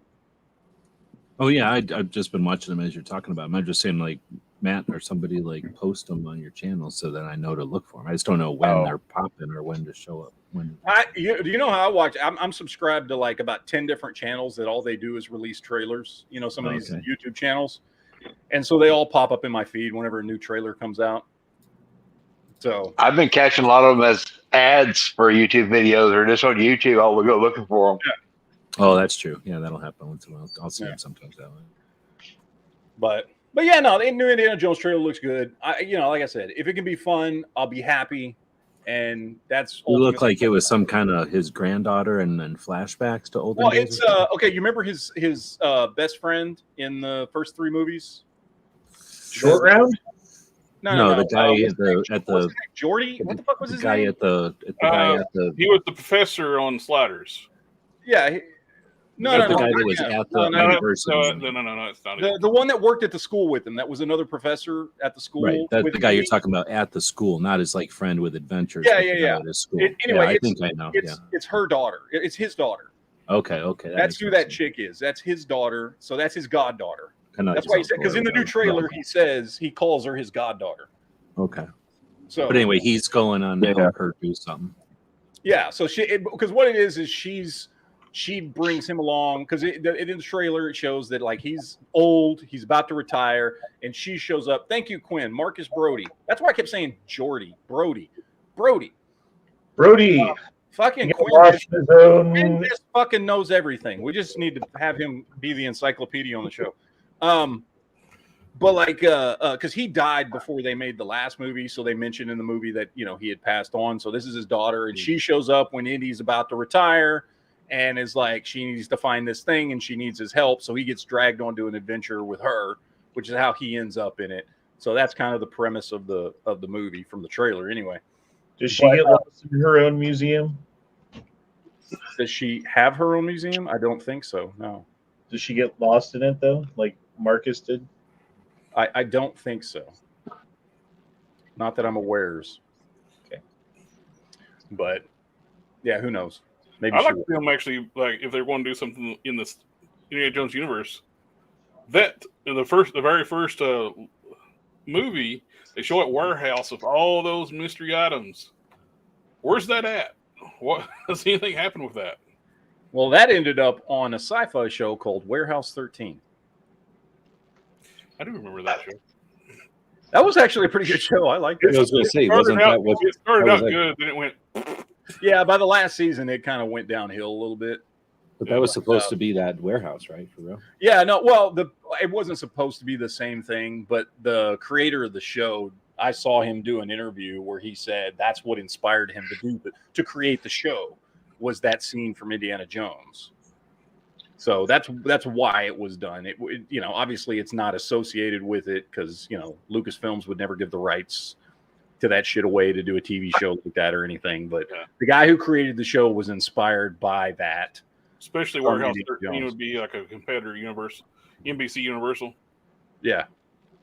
So that's actually a pretty decent show. That one, the one I liked the most from sci-fi back in the day, outside of like BSG, was Eureka. Oh yeah, I loved Eureka. Eureka when it started, it was great. It's one of those ones too. The longer it went on, the cheesier it got, the cheaper the less budget they had too. Yeah, it was still a fun show, man. Sci-Fi used to do some great shows. I know they got that new show called The Ark, which I've never watched. No, I haven't watched it either, but I've know nothing about it, but I knew. But what's it about on the Ark? I don't know. I tried to watch the first episode and it bored the shit out of me. So I think I got 20 minutes in. But it's about the beginning starts out. It's a bunch of people on a ship traveling across the galaxy, and they're all in like cryo freeze. And then something happens to the ship, and like half the people in cryo freeze get killed. The other half are awoken. And now they have to figure out how to survive because they're nowhere near their destination and they don't have enough water and enough food and all that kind of stuff. And that was kind of the general gist of it. But like I said, the first episode bored the ever-living shit out of me.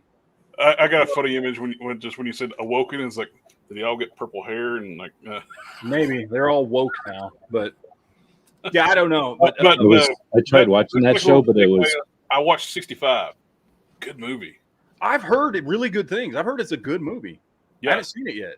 It's on F Movies. Oh, it is? Movie? What movie? It's a full HD on F Movies. So. Oh shit! What are we talking about? I know what I'm movie? watching tonight after the show. What movie? 65. What is that? About dinosaurs, right? Yeah, dinosaurs and laser guns. It's the prequel to Earth.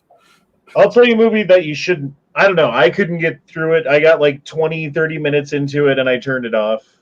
And I don't know the name of it. It's on Netflix. It's like Six Kings or something like that. Have you seen this? What's it about? No. It's about like, I don't know, like Roman Saxon times in England. Oh, dude, you're talking about The Last Kingdom, The Six Kings. Okay, well, that's what it is then. That's a movie that is the sequel to a TV series that had like 3 seasons. So if you haven't watched the TV series, you're not going to know what the fuck's going on in that movie. Well, I was all good with it until the king started having like gay homoerotic sex on camera. And I'm like, oh, this isn't for me. Got it. Okay. I thought you liked the gay homoerotic sex, though. I mean, normally, yeah, but it was just not in a period piece. It was just, it was the style in which they were doing it. Wasn't you like the more modern homoerotic gay sex? Right. I like Full Shaft. Yeah, and they were kind of like holding back a little bit. Yeah, I got you. For the invention of the dick hinge. Yeah, before the dick. Yes, no dick hinges back then, which really takes the fun out of it, quite honestly. But it is what it is, I guess. No, I know what that. I haven't watched the movie because I never watched the show. I've heard the show was really good, but I've never watched it. So, but yeah, like it seemed like they were trying to like be Game of Thronesy almost, and they might like maybe if the TV show had been added in, like it would have been a little bit closer. But It wasn't quite hitting the mark for me, which that's fine. I'll look the other way. You know, not everything's going to be a 10 out of 10 when it comes to like cinematic masterpiece or whatever. But at the same time, dude, like, I don't know. Like, then they started throwing all the SJW stuff in, and I'm just tired of that being shoved down my throat constantly, no matter where I go, no matter where I look, no matter what I watch, no matter what I want to participate in. It's shoved down my throat. And so I'm just boycotting that shit. As soon as I see it, I'm turning it off. I don't care if it's like The Mandalorian, dude. I love that show. But if fucking Din Djarin takes off his mask and starts like making out with other Mandalorians or whatever, I'm out, bro. I'm done. Peace. That's it. No, I will say if it's I did. Bo-Katan, it'd be all right. Yeah, if it's Bo-Katan, that's fine. Yeah, like that's different. Like, yeah. I thought Like- we weren't spoiling the last episode. Don't spoil that. No, I will say, like I did when the show Last Kingdom came out, which, like I said, I think it got 3 seasons. I remember trying to watch the first episode and I was bored. Mandalorians like it with the helmet on. They just rub their helmets together. Yeah. This is I'm the looking one. for that 65. Is that I think I saw it. Is it a movie or a TV show? It's a movie. Yeah. The movie. Yeah, I didn't know it was on F movies Oh. already. I'm I definitely seen it a gonna check while that out. ago, but is it new or is it a while ago? It should be on just the homepage. Just go to like the homepage. It just came out like a month ago at the movie theater. So So on that same place, did anybody watch Tetris? I did. It was great. Tetris was freaking awesome, wasn't it? I've watched. So I actually there are 2 things. So I watched Tetris There's and another I one. watched Air, because Air just showed up on there too. What's Air? Air is the story of Air Jordans. Oh, I And- haven't seen and that. Is how- it like Oh yeah, Tetris? yeah. Yeah, it's the story about how Nike, back when they were not a big shoe company back in 1984, how they got Michael Jordan and how that made them like the biggest shoe company in the world. And it's the story of them getting that contract. Is it like With Michael Tetris, Jordan. where it's kind of like a drama? Yeah, exactly. And I love those types of shows where they take something that you've never heard of that really happened Here it is. and just tell the interesting story of how that thing came to be. Like Tetris was that way. Air is like that. Both movies are actually really good. Tetris. I think Tetris was better than Air. Maybe just because it was. I don't know. I found the story a little more interesting. That story, because there's like Russian intrigue and shit going on in Air. That obviously there's none of that in Tetris. or right? in Yeah. Tetris. That's not going on in Air.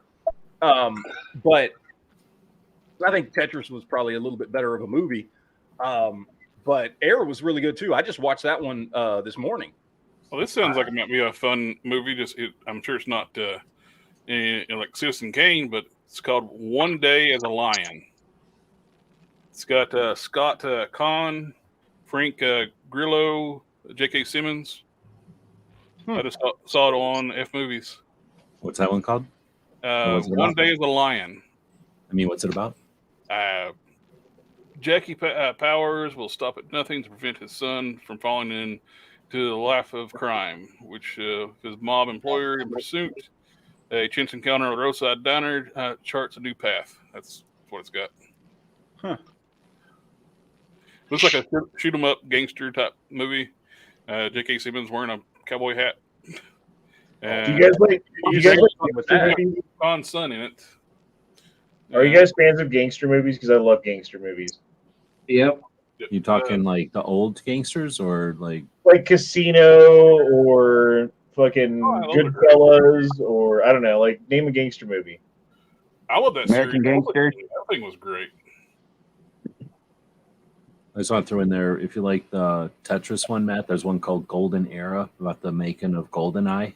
And that was similar, where they had to play with licensing, get it, and then make it perfect. Oh, and really? everything Golden else. Air, is it on the website? Yeah. It just came up also. It's from 2002, but it's in the, if you filter by documentaries, it's like on the main page. Oh, that's cool. I think this is just a part of getting old. I like documentaries more and more than I used to. I used to. Well, they're getting way better because they're interviewing That's people true. and That's they're getting like way more cool. About it. You know, and I know I talked about this several weeks ago on one of these shows, but there's a documentary on Netflix called Pez. That one is amazing. Yes, dude, that documentary is so good. Like, I don't give a rat's ass about Pez, but the story of this dude who made millions of dollars buying Pez from Europe and selling special edition Pez here in the United States is fascinating. Yeah, totally cool. And he's totally rogue. He just like does it. And then back in the days before anybody said you couldn't do shit. Yeah, it was a really That's not the problem though. Like, oh, you want to do something cool. Do you have a permit for that? Do you have licensing to use that image? Well, he just never asked, and so there was no way to know if there was. Well, that's so one of the things with that made Transformers great too back in the day. The vehicles were like real vehicles. They didn't have to worry about, they didn't do licensing or anything, and just There's a movie like that about the Transformers. Now all the vehicles, unless they're licensed, they're just generic cars or planes. Yeah, or like futuristic looking fucking whatever. Yeah. Dude, that being said, if you took like the I don't know, what kind of car does your wife have? That Nissan Rogue or whatever? Or a RAV4 or like I don't know, dude. There's like 10 different cars that they make. And if you just take off the grill, you can't tell which one's which. Yeah, I know. Yeah, my son just got one. I think it's I don't even know what the fuck it is. It looks like my wife's car. He just bought one. He just bought a new car. Same thing, right? It's the same And body panels. it's even gray too. It's the same fucking color as our cars. And like can't even fucking tell what it is. Like, I think it's a Hyundai, but I don't remember for sure. But it looks exactly like every other fucking car on the road. Dude, I love the RAV4. They're good about doing that. Yeah, like that's the perfect car if you want to get away with something.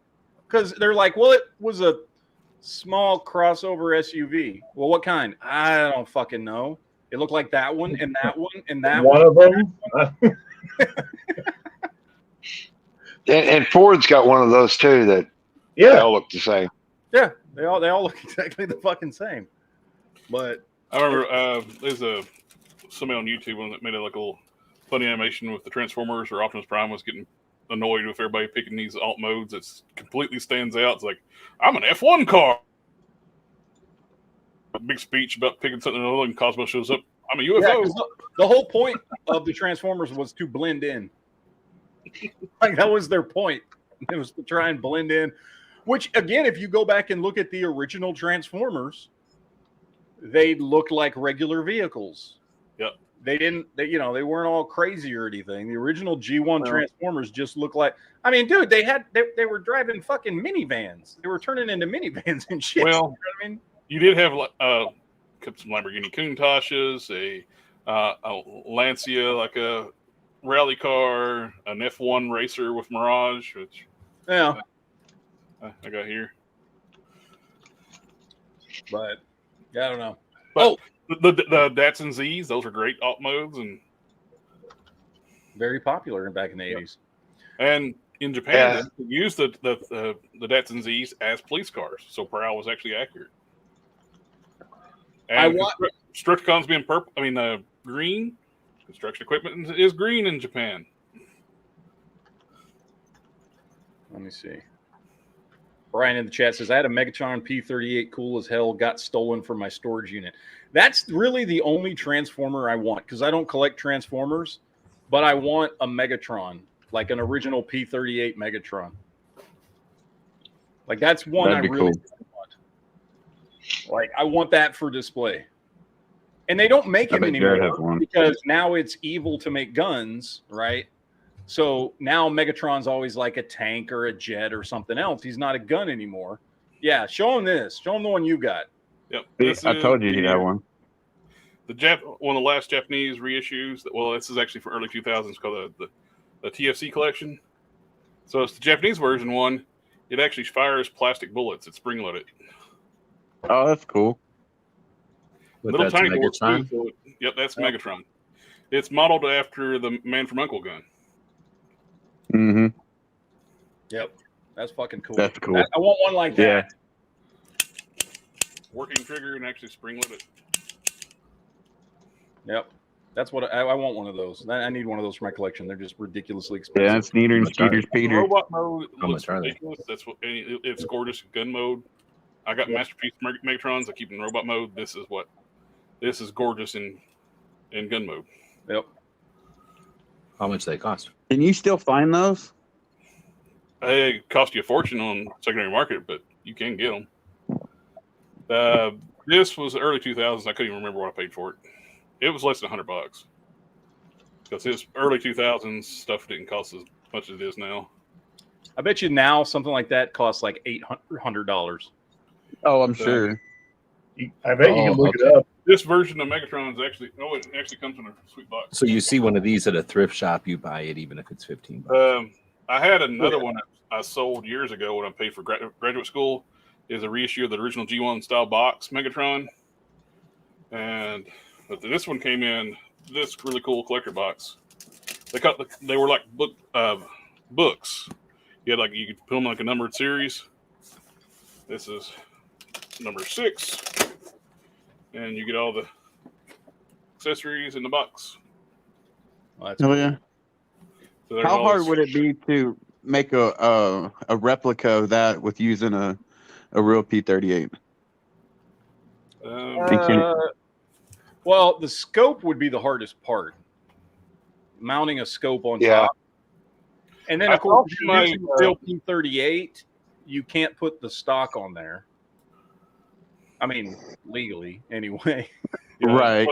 Plus the well, if you put that long ass barrel on it, it's a gun. Well, yeah, if you make it a permanent barrel. If it's just an attachment, though, you can't put the stock on there. But if it was a side, if you did put a replacement barrel, like a 16-inch barrel on there, you could. You had to weld it. So you're saying it's very I don't know doable. how you make it like that, but yeah, you're right. It's possible. Well, no, you could make a gun look like that, yes, but can you make that into a robot? Is that what you're asking? No. And that would be the cool part. Why wouldn't you want to be able to turn your P-38 into a robot? Yeah, no shit. That would take some hella redneck ingenuity. Yeah, probably. Fuck. Well, they do some kind of thing where they heat up a wire, I think, and then put it in salt water or something, and it makes it's like a jigsaw, but it makes a really fine cut. So you could probably figure out how to slice one up and do it. So what they really need to do is have some sort of intelligent liquid metal that could form itself into whatever kind of different shape that it wanted to. Yes. But then the problem is if it has sentience, and then it tries to kill John Connor. Yeah, don't tell it about John Connor. Check your messenger, Matt. I just sent you somebody in like a G1 Transformers group. They fixed up a P-38, had it like a replay. We lost you for a second there. What was that? I sent you a link on Messenger to a guy who's actually he converted a P-38, had it replated in silver, put a scope on it.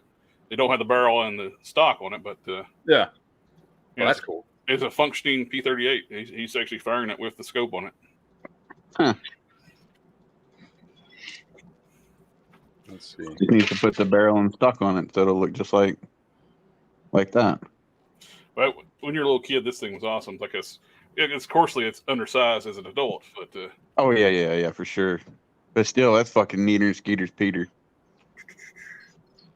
I don't know how we ever survived. Right. Who the fuck is Skeeter?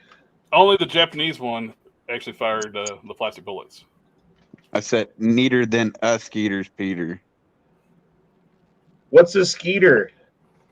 Mosquito. You fucking city boy. God. No shit. Here we go. I don't know if that's copyright music. Let me turn that down. Oh, that's just fucking cool. Whoever had replayed it did a good job because the slide moves, everything's still silver. Mm-hmm. That's awesome. What does a Skeeter think about that?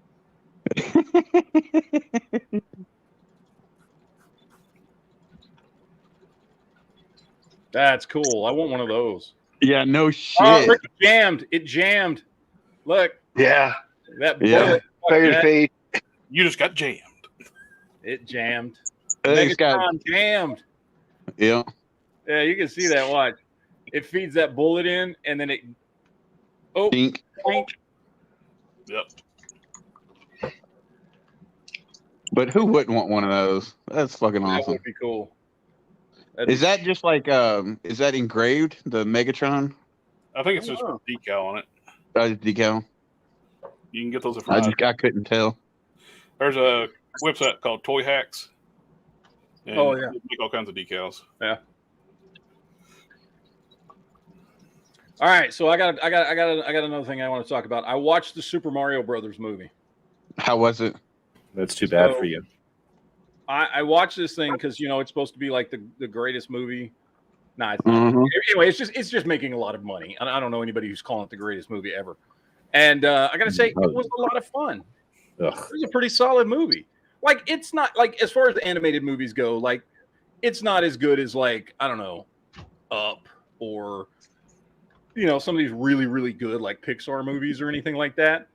But like, I would put it up there with like Wreck-It Ralph and shit. Like, it was a good fun movie. It was Yeah, a but good, that's all it really was. movie. And that game is like got to be one of the top games of all times. And that movie is like the most medium movie of all time. Yeah, I loved Wreck-It The Ralph though. the old one was terrible, dude.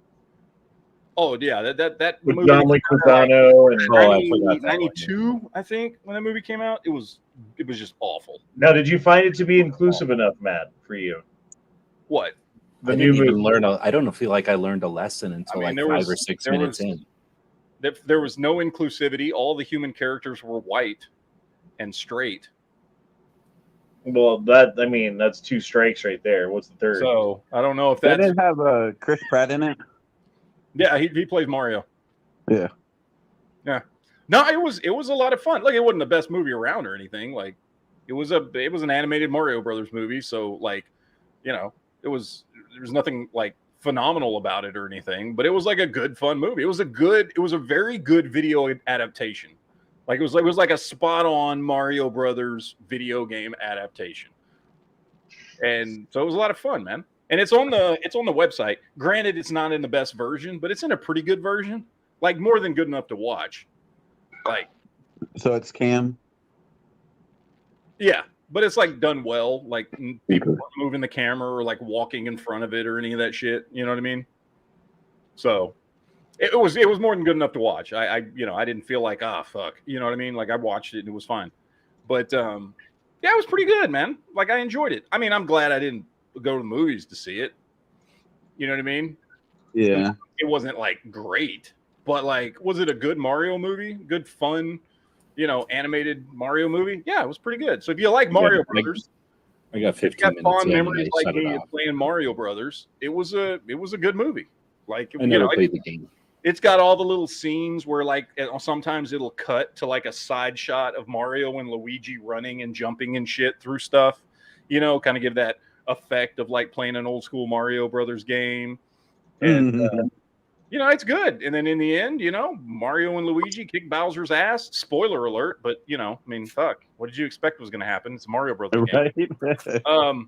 Oh, One and thing I hate about those videos is how they, especially like the cam versions, all the fucking slot machine pop-ups and Yeah. shit. That's so fucking annoying. Yeah. 5 forward arrows and it's over. Just saying, 5 right arrows. Yep. I just skipped. 1, 2, 3, 4, 5, and it's over. Thank you. Yeah, you remember back in the day when like you wanted to see the new movie, and what did you have to do? You'd like wake up and get ready and get dressed. Probably the take paper to see the time. because you had to be in public. I was Go surprised. earn all the money. And you went to Blockbuster and you waited in line with all the plebes. I mean, you guys, there's a visceral response to Blockbuster because we've all been there. Like, you remember what it smells like, Yep. right? Like the smell of the popcorn and the carpet and like cologne or whatever the people are wearing. Like, it has a smell. You can remember what it smells like. That's what you used to have to go through. Now you don't even have to put on your underwear. You sit down on your guy's desk, like Cheeto stains like all over your face and stuff, and type some stuff on a keyboard, and the infinite knowledge of the internet is at your fingertips. What kind of bike was that? G.I. Joe classified Tiger Force Duke. It comes with this bike. Its sidecar's a giant minigun. Oh, that's cool. That is cool. If you got a Target, they've been clearancing out the Dukes with the bike for like $21. Oh, You could probably spend hours in Jared's room and still not see everything he's got. Oh, yeah, and I bet that ain't even all your shit. You got like boxes of shit too, don't you? Oh yeah, and I got another room with displays too. Jesus Christ, man, that's fucking awesome. All right, let me get these 2 super chats real quick. Stephen Carroll says, a gun, sub. Oh, no. Go Shadow says, Honda, did you get the Discord DM? About, I think so. It didn't seem like it was like, I thought you were just sharing like a fucking link or whatever. But yeah. Was it a penis? It was a penis, wasn't it? Definitely, then yes, then I got it, if that's what it was. Yeah. Full screen Jared real quick. Oh, hey, that's, shit, what's his name? Ray Dean from Shogun Warriors. There you go. Shogun Warriors. That's the name. This was my brother's when he was a childhood figure when he was little, and I restored Dude, I remember those in the 80s, awesome. And I wanted those so bad because there was like 5 of them, I think. I would love to get them all, but they've gone like through the roof in price. Oh yeah, they're insane, dude. I thought they were to win the lottery. They had they had that one. They had Vanguard Ace. They had I'm trying to remember all the names of them. Vanguard Ace was my favorite one. Yeah, I got another one I'm restoring. It was my brother-in-law's, and I ordered a instead of the Rocket Fist. In Japan, he came with a Bow Fist, and Shogun Plastics makes a replacement for the Bow Fist. So I'm actually setting one up as a Japanese style. Cool. And the rockets will give you a black eye. This rocket fist will shoot several feet across the floor. You can easily hit somebody 7 feet away with that rocket fist. That's called a home defense toy. Yeah, no shit. These are like the toys where like reason why we don't get good stuff no more. Yeah. Give a little kid a black eye easily. What was that one? It was Battlestar Galactica, right? That killed that kid back in the late 70s. The kid shot the missile. He put it in his mouth and he shot it. Yeah. It was the Viper, right? The Vipers, yeah. Yeah, it was one of the Vipers. He put the thing in his mouth and then he choked on it and died in like 1979 or something. And that's why we never got a rocket firing Boba Fett. It's called natural selection. Yeah. Right. Yeah, think of all the kids who are alive today who would have choked to death because they're low IQ. Yeah, I got all. Would be a better place. I completely repaint the head. It's one of the first things I airbrushed and turn it around. That looks original. I didn't know that you painted that shit. Was able to match up all the paint and get everything looking like perfect. The one thing you'll notice, like if you had it like side by side, the face on mine is much more cleaner and a lot more detailed. It's like the other one I did like less detailed, still make it look more factory, but it's still cleaner than what it is factory. But mine is way better than factory. This one is. Actually, I rebuilt the entire like a rocket, the end of the rocket. The plastics got brittle and a big chunk of it was broke off. I rebuilt it with styrene and epoxy so I can actually have the full piece again. And this is airbrushed too. The head's airbrushed. Hell yeah. How long did it take you to restore it? I focused on it and it didn't. Getting all the parts was the big thing. Getting the decal kits. Once you strip it off, you got to have the decals. And Shogun Plastics hooked me up with somebody who makes the decals. So I was able to replace all those. So if they're all worn and when I stripped it too, it took all the decals off. So there's very different versions of rating too. Some got the shoulder pads, different shaped heads. This is like one of the very first ones. Raise it up. It is. Those are huge, man. I remember those things in the 80s, man. Like, I wanted them so bad, but even at the time, they were like too expensive for my poor ass. Yeah. Right. Yep. So right now I got 2 ratings. I need to finish. Basically, just got to put the decal kit on the other one, and it's done. And I restored a Godzilla that was my cousin's, and it's sitting over here. Gojira. Like I said, we could get lost for hours in his room and still not see everything. Fuck yeah. I could imagine seeing all the badass shit that you got, Jared. I'm not even a How big long fan you been of collecting? Most of my life. I didn't get in the 6-inch figures, like a lot of stuff behind me here, until I got a job making real money, because it's an expensive hobby. No shit. I collected mainly Transformers before then. And See, I don't even like Transformers, but I love that Optimus Prime shelf. Are you going to get that no Optimus shit. Prime that opens itself? That opens up and closes? oh, the robotic one? Nah, I didn't get that one. That's too expensive, basically, for a novelty thing. It's they have it just transform on its own, then dance, and you gotta have a lot of space for it. It's huge. It's it's not as big as those giants up there, but yeah, it's a nice. I say we just have a meetup at Jared's house. Hey, you're more than welcome. It's a long drive. We got a super chat. Eric says, Saul Renfield, I give it a B. Wasn't scary. I never thought it was going to be scary, but I just really like Nick Cage. That's why I want to see it. I never thought this was ever going to be a scary movie. Yeah, no. Me either. But when you got Nick Caging it up, it's not going to be a scary movie. But I'm okay with a B. That's fine. Yeah. My question to Eric, I love cheesy like movies like that. Oh, fuck yeah.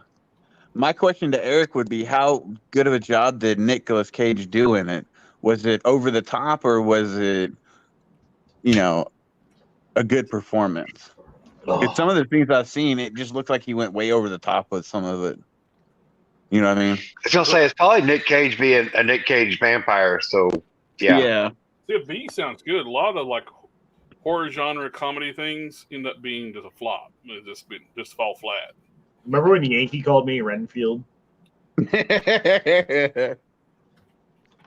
Yes. I remember I when was really tired that day. I'm sorry.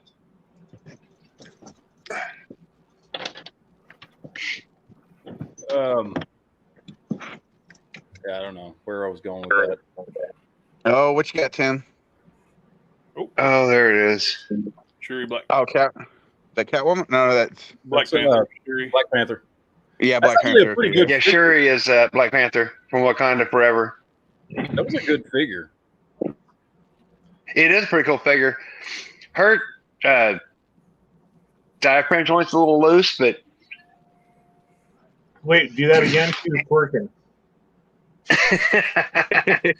I thought it was Catwoman at first.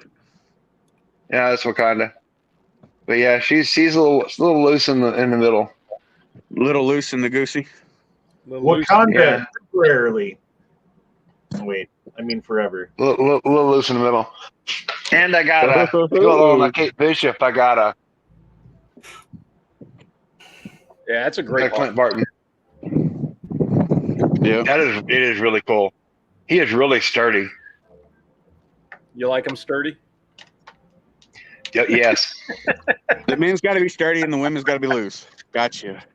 Sturdy like wood. Hard, strong. Let me ask you a question, Matt. You know the new Guardians of the Galaxy 3 figures that just dropped not too long ago? Yeah. How much are they going for at Walmart? $25 standard price. Okay, I thought so, because in that auction I was in last night when I picked up the NECA RoboCop, they had all of them except for they didn't have Star-Lord, and they had like a game you could play. You know, some of them, the auctioneers, they do creative things, do games and whatnot. And one of the prizes, they had them all on a table, but you had to do like at least a $30 bid. So they're basically giving them away for $30. So they were overcharging people for those figures. That looks like what the you're talking best. about? Yeah, those. Yeah. Yeah, Yeah, I got They had these. them all. check Big Bad Toy Store. That looks like the best Chris Pratt head sculpt they've done so far. Yeah, it is. Yeah. I I still had haven't the seen whole any at set. my Walmart. They had the whole set except for Adam Warlock. They didn't have him. Otherwise, I would have got him too. But those were the two that I wanted. Is the Drax and Star Lord. So I got those two. But yeah, they had them at Walmart for $25. So Well, you got to get all of them so you can build Cosmo. yeah, maybe eventually. I don't know. Those are the only two I really wanted right off the bat. Or you can try to play the long game and see if they show up at Ollie's.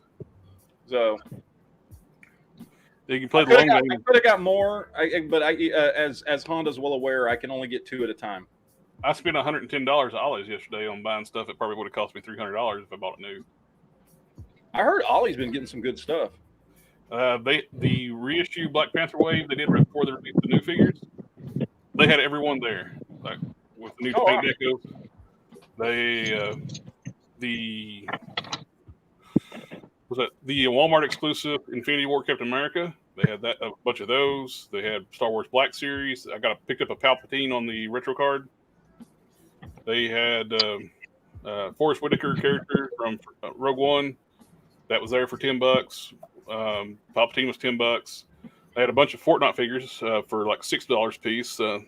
Good fodder. I gotta go check it out because we got an Ollie's last year, and I've been there a couple times.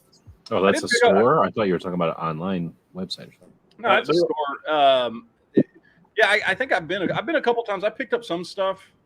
I picked up like Target or what? Skywalker, and I picked up a Ronin because I'd never gotten Ronin, the Guardians of the Galaxy Ronin. I picked up a couple things, but is it a toy store or like a Target? It's like a Big Lots type store. Oh, okay, yeah. So then you're just gonna get random stuff, but super cheap. Yeah. Oh, that's pretty cool. I ended up spending a couple $100 on Whatnot.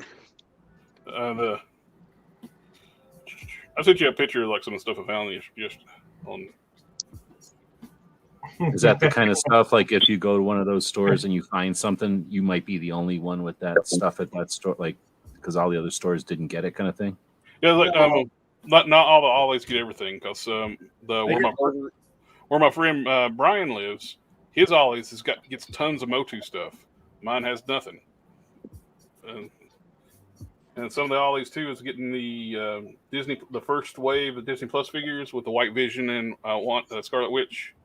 Those figures, mine didn't have them, but I had the Walmart exclusive Captain America's, and it's tons of one Eternal figure. The only Eternal figure they had like cases of it. Yeah, they basically get like the overstock from other stores, I think. The two Black Series figures from the first Star Wars movie when Luke harasses Luke in the bar, one gets the walrus face guy gets his arm cut off. They had those because nobody really wanted those figures. Did it have an arm on it? I didn't pay attention because I didn't want those figures. I seen a Emperor. It's like, ooh, I don't have an Emperor. Speaking of Whatnot, Matt, are you still going to do your auction on Whatnot? Yeah, I got a bunch of stuff gathered up. I got a whole bunch of pops and shit. I would offer them to you, but you don't like anime shit. So yeah, I don't do anime. I got a bunch. My daughter decided she doesn't like anime anymore. So what figures are you putting up? Fuck. Hold on. Hey, you guys remember that part from V from Vendetta where the government creates a virus?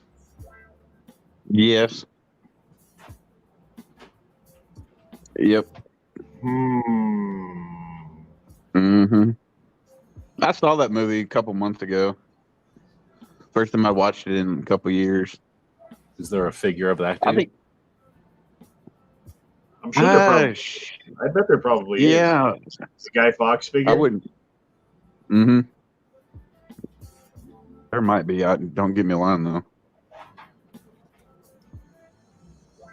If they can do a fucking Aunt May from Spider-Man, I don't see why they didn't do a V for Vendetta figure.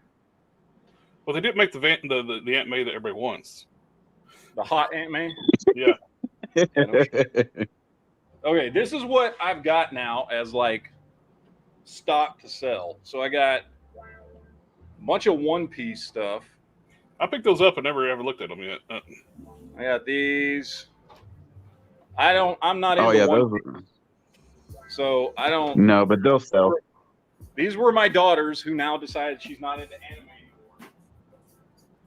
I got a bunch of Naruto. This is a box full of Naruto. Same thing, but it's all Naruto or however the fuck you're supposed to say it. I don't know. But he's got a bunch of fucking I don't know. You got to do the run, Matt. Do the run. a bunch of different characters from Naruto. Do the Naruto run.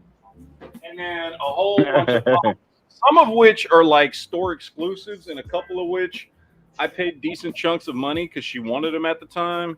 So I got like some fucking Demon Slayer pops, and Yeah, those will definitely sell. Those are there's a popular. Naruto pop, and then Hunter x Hunter, and then a whole bunch of My Hero Academia pops. A bunch of those.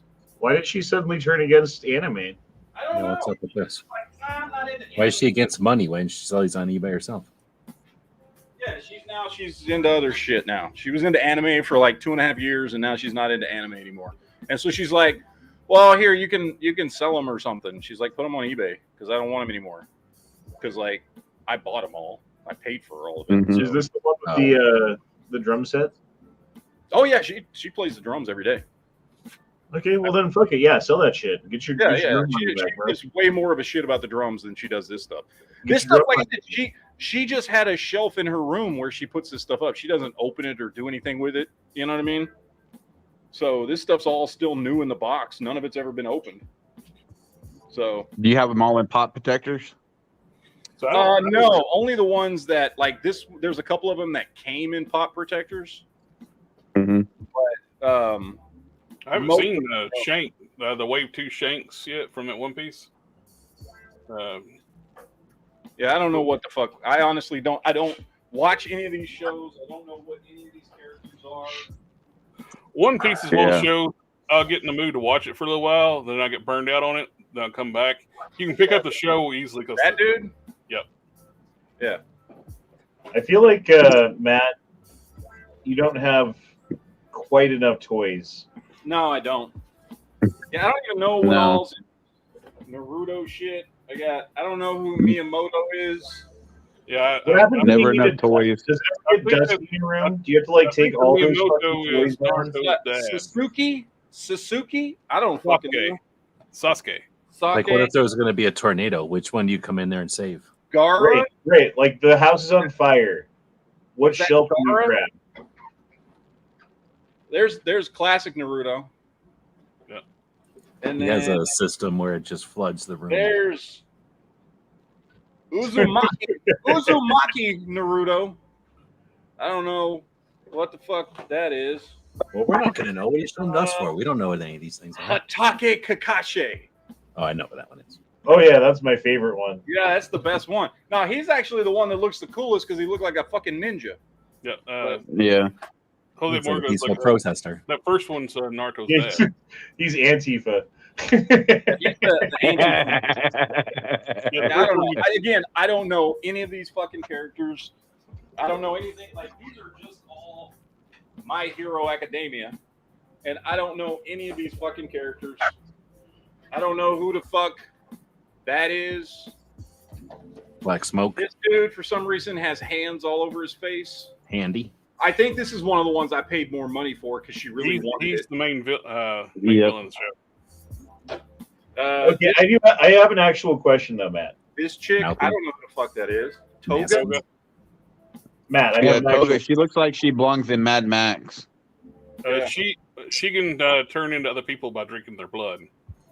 So, do you have any kind of an inventory over what you have? Like if like one of your daughters came in once a week and stole a toy, would you ever fucking notice? Eventually, yes. Depends on what she took.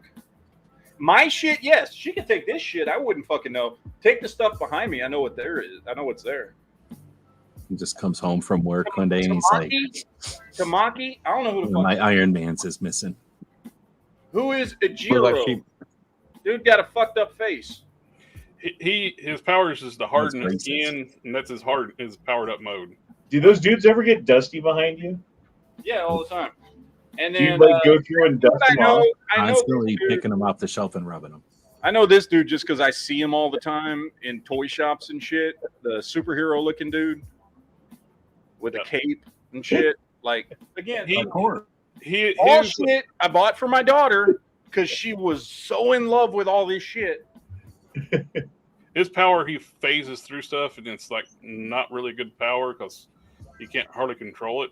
But when he did learn how to control, everybody else has had that power before him. Has sucked at trying to ever be a hero, so you can't be a hero with that power.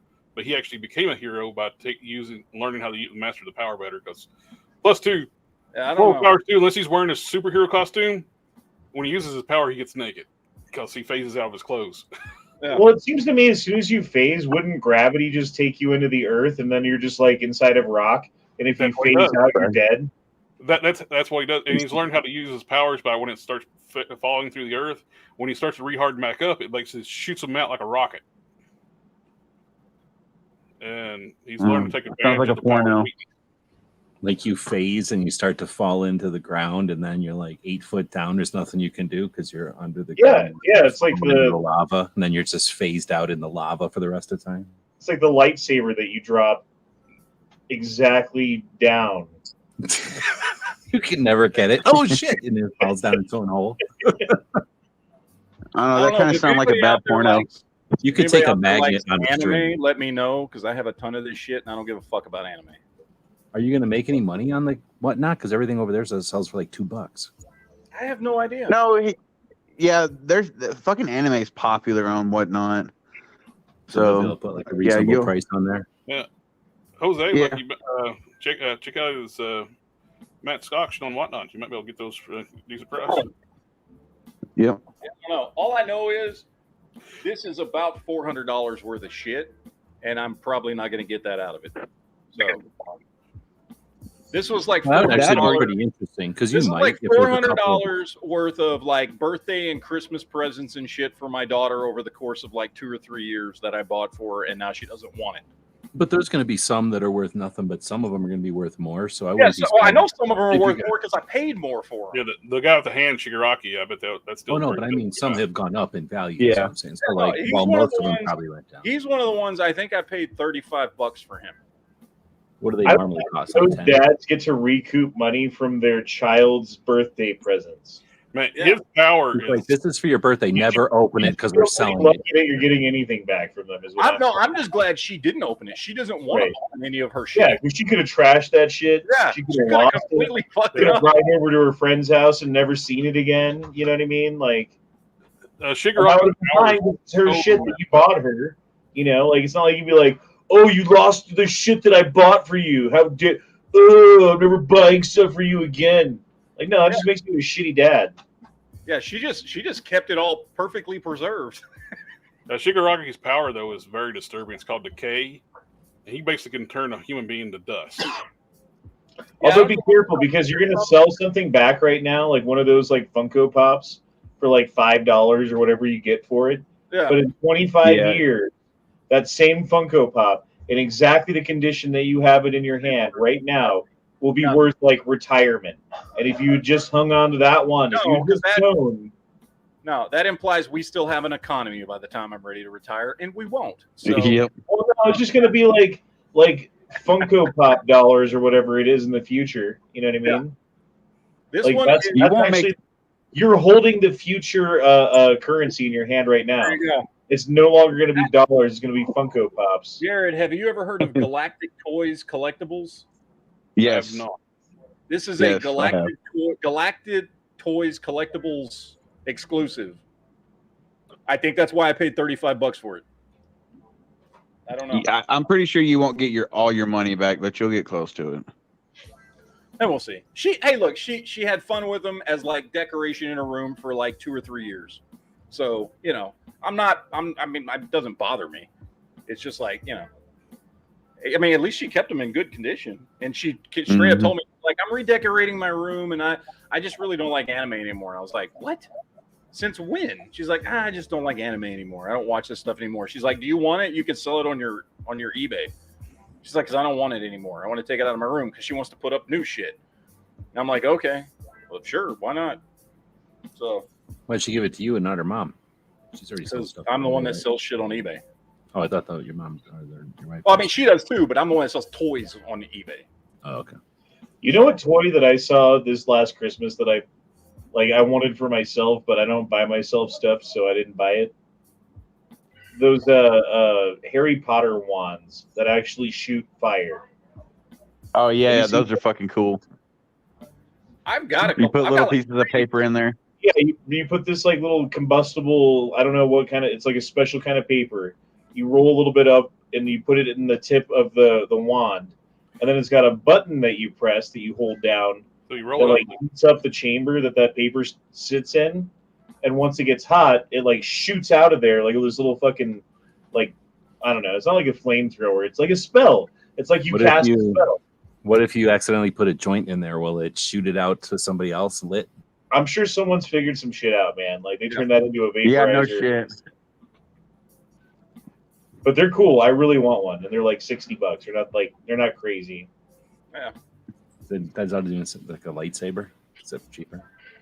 Yeah, well, it depends on the one you get. You can get cheaper lightsabers, or you can get you can spend hundreds of dollars on a lightsaber. You know, Thousands. Dude, some of those lightsabers are insane. They're cool as shit. I would love to have one. I'm just not spending that much money on one. Dude, Brandon opened a store to sell all the different versions of lightsabers in Scottsdale, in the same parking lot as the Scottsdale Gun Club. Joe Biden did? No, this guy named Brandon, who was on gun channels for a long time. My bad, sorry. Anyway, I don't know what else. What's left? I just wanted to talk about Tetris and that other one. Which one? Oh, I said it already. The Golden Era. Yeah, the Golden. Essentially, Golden Eye. Yeah, it was pretty. Yeah. I got to watch that one because I like that. I just started. Me and my wife just started watching that new documentary on Netflix. The one about the Boston City bombing. Oh, really? Is that good? So far, we're only like 45 minutes into the first episode. What was the Boston Marathon or whatever bombing? Yeah, Boston Marathon bombing. Yeah. They just dropped a documentary series on Netflix of it this weekend. And then you got put on a list after that if you bought a pressure cooker online. Nobody needs a pressure cooker. It's a fake piece of appliance anyway. I'm just scared because I have a pressure cooker, man. Now they're going to come after me. I don't know. Hot roasting half the time. Yeah, we use the pressure cooker a lot, actually. I've never blown anything up with it, but you know. Is it an old school one or like a new one? It's one of the new ones. Yeah, it's not one of the old ones. I still have sound. I can still hear the sound of the old ones, like. Yeah. Yep. That's the first thing I think of every time I hear the word pressure cooker. Those newfangled ones are pretty cool though, because like you just like press some buttons and like it does some stuff, and then it like suction cups itself and starts like fucking heating up and doing all of its own thing, and you don't have to do anything. You just press the buttons and walk away. But before though, nobody had set it and forget it. It's going to explode if you mess with it. Yeah, I mean, yeah, it took some attention, which is why that's cool though. Like, why the newfangled ones are cool, because you don't have to like fucking sit there and like not blow your kitchen up. Vision. Well, that's for like for pansies. If you're not going to worry about your house exploding when you're cooking, like what's the deal with that? See that he was using the pressure cooker wrong. But it comes out next month. I don't know if it's at the movies. I doubt it. It probably goes straight to fucking streaming somewhere. But I mean, it does. At the end of the trailer, it says coming to theaters in May, blah blah blah, whatever the fuck. But I'm sure it doesn't look like the type of movie that's, if it does go to the movies, it ain't gonna be there very long. So is it in English or is it like English dub subtitles? No, okay. No, it's in English. Yeah. Cool. Interesting fact about the Zodiac is they're all constellations in the sky, right? Mm-hmm. The center of our galaxy is in the center of Sagittarius. So Sagittarius, if you look at that particular constellation, you're actually looking at the center of the galaxy also. Age of Aquarius. Oh, Sagittarius. Do you make decisions based on your horoscope too? What's that? What? Huh? No, I don't know. Have you ever run into somebody who does the whole horoscope thing and like makes decisions in their lives based on their fucking horoscope? I've known people like that, yeah. I've known people like that, and you're just like, what the fuck, dude? Dude, that's how I live my life, bro. What the fuck, dude? I've known grown-ass adult men who do that shit, and I'm like, I thought this was something women did. Or children. Nope, you do. Okay. Yeah, I don't know. A girl at work asked me what my favorite color was, and I said, children have favorite colors, and I walked away.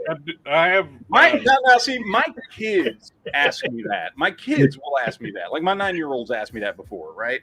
And, like, that makes sense, because she's 9, right? She has a favorite color. I don't know that I've ever had an adult ask me what my favorite color is, because I think I would laugh. Matt, what's your favorite color? Everyone's got to name their favorite color now. Come on. What's your favorite color? And what's your favorite animal? And what's your favorite dinosaur? Remember that shit when you were a kid? Yes, yes. Red, Kodiak bear, T-Rex. Yeah, if you don't say T-Rex, you're gay. I know that. No, well, you gotta say the made-up one from Jurassic Park. What was the one? The Ultimasaurus or whatever that fucking thing was that they made. Yeah. Yeah, I don't remember what it's called. The Brontosaur. If you want to break it up too, if your favorite dinosaur, you can say your first favorite herbivore and favorite carnivore. I remember the only two acceptable answers when I was probably too old to be answering this question, but people were still asking this question, was when I was like 13, 14 and Jurassic Park came out. It was either T-Rex or Velociraptor. Because all of a sudden, the Velociraptor became really fucking popular when Jurassic Park came out. I like those shotguns too, man. Those fucking Spaz 12s. Like, I didn't even know what the fuck that was, and I was like, I want that shotgun. The Triceratops are cool too. Yeah, is that the one with the 3 horns? If a Triceratops was charging you, what gun would you like to have? Do you remember people actually thought they killed a real Triceratops? Oh, I do. Yes. Yes, people I remember that. Yeah. Stupid. Apparently, social media thought they killed the stupidity runs deep. Do you remember when people killed themselves because they couldn't have an avatar after watching Avatar? Oh God, I remember that shit. What? Yes, I do remember that. Yeah, the movie Avatar, when it came out, there were people who became obsessed with it and then committed suicide. And there were so many of them, it was a news story. It wasn't just like an isolated incident of so many people who committed suicide because they could never have their own avatar, and the planet of whatever the fuck that planet was called doesn't really exist, and they can't go there. Therefore, life is not worth living. Therefore, committing suicide. But I suggest that there were many problems before they ever watched that movie in their lives, and this was merely an excuse. Did you ever watch the second Avatar? Have you watched it yet? No, I still haven't. Nah, it's on F Movies, but I haven't watched it yet. It's pretty tough. I only watched it. I watched it. Like I said, and I think it's definitely better than the first one, but I can't say that's saying very much because I didn't like the first one. So I couldn't keep track. It was just like watching the first one. You just to go watch it for the experience because it was like kicked off the whole craze of 3D stuff. Yeah, and I don't care what theater you were in. You always had some drunk guy going. Well, I mean, like, that's the thing. Like, the timing of that movie coming out and what was going on technologically at that time made it a poignant movie because they had this like new 3D technology that was available in movie theaters that they specifically went around to movie theaters across the country installing these new projectors so that they could have that kind of you know what I mean? Like, it was that kind of thing going on, right? And it was the first movie of its kind. It was like The Matrix when it first came out, where they would have like that slow down of time and camera pivot and going around as he's dodging the bullet. And now it's like every fucking movie in the like Shrek did that shit. You know what I mean? Like, it loses its fucking charm. It loses its panache. Yeah, it's like whatever you want to call it. Because people got tired of 3D. Like, for the next level.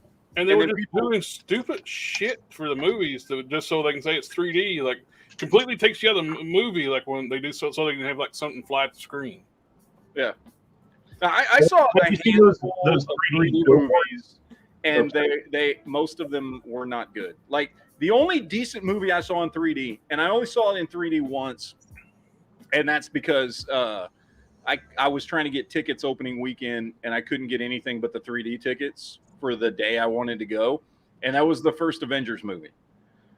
The day I was trying to get tickets for, I mean, I did see the movie fucking 4 times in the first week, but like, I didn't know one of the times I wanted to go, I could only get tickets for the 3D, and I was like, you know what, I'll try it out in 3D, and it wasn't bad. It wasn't great, but it wasn't bad. It was okay. They didn't like change shit in the movie to make it 3D. You know what I mean? Yeah. Like it was just, it was just different. But that's part of the problem too, is as a dude who wears glasses trying to fucking watch a 3D movie with glasses over my fucking glasses. Fucking Oh, I misspoke. It really sucks. Oh, I misspoke earlier. My favorite animal is not a Kodiak bear; it's Alaskan brown bear. Bigger than a grizzly. Okay. Fucking Boots nerd. with the chat dropped in a super chat, says asking a woman her favorite color can be very telling of how crazy she is. Really? I don't know. Like, does she have to answer it like 12 different ways and go back and forth and like argue with herself, and then she's crazy? Or is it like a certain color that if she's like red, you're like, okay, stay away? Oh Jesus, my wife's favorite color is red. I don't know. I just picked a color because. Are you saying I should divorce my wife? Yes. According to the planet, Move to Colorado. According call to today's yourself corn pop. horoscope, and we can dock each other. Yeah. I mean docks. Sorry, I meant no, I think you meant Doc. That's fine. docks. You want to human centipede each other? What? Yeah.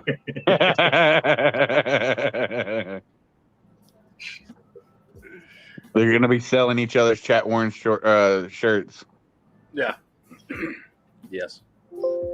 Why wouldn't you? Anyway, Just got brown and red stains all over it. All right, I want to talk about something else geek related. Who else watched the trailer for Blue Beetle? I did. I saw it and I don't care. I'm sorry. I don't know. So what that is. I never knew who Blue Beetle. Like I was decently into comics growing up. Never gave a fuck. Never knew. Don't know anything about it. Don't want to learn. Well, this version of Blue Beetle was not around until what, the mid 2000s? Like Blue Beetle with an alien suit and all that shit. Like Blue Beetle when I was growing up was Ted Kord. Yeah. That's my Blue Beetle. This new version of Blue Beetle, what's his name? Jaime Reyes or whatever, right? Yeah. Like I know him from watching like Young Justice and some of these other shows that have come on in the last few years.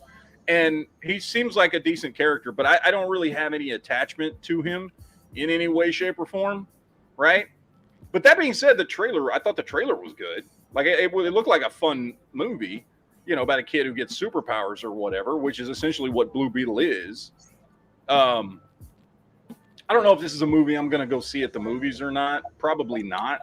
2006 when we were doing 2006, yeah. So okay, so this to me is an example of how and why the genre dies, because like spaghetti westerns, right? Like, why did spaghetti westerns eventually fall off? And it's not like they stopped making them. There's still occasionally a western movie that comes out, but like the old like 1970s and 60s and 50s spaghetti westerns where they just had shoot 'em ups for no particular reason, and whatever the plot was, we'll do it, and we'll just have dudes riding around on horses.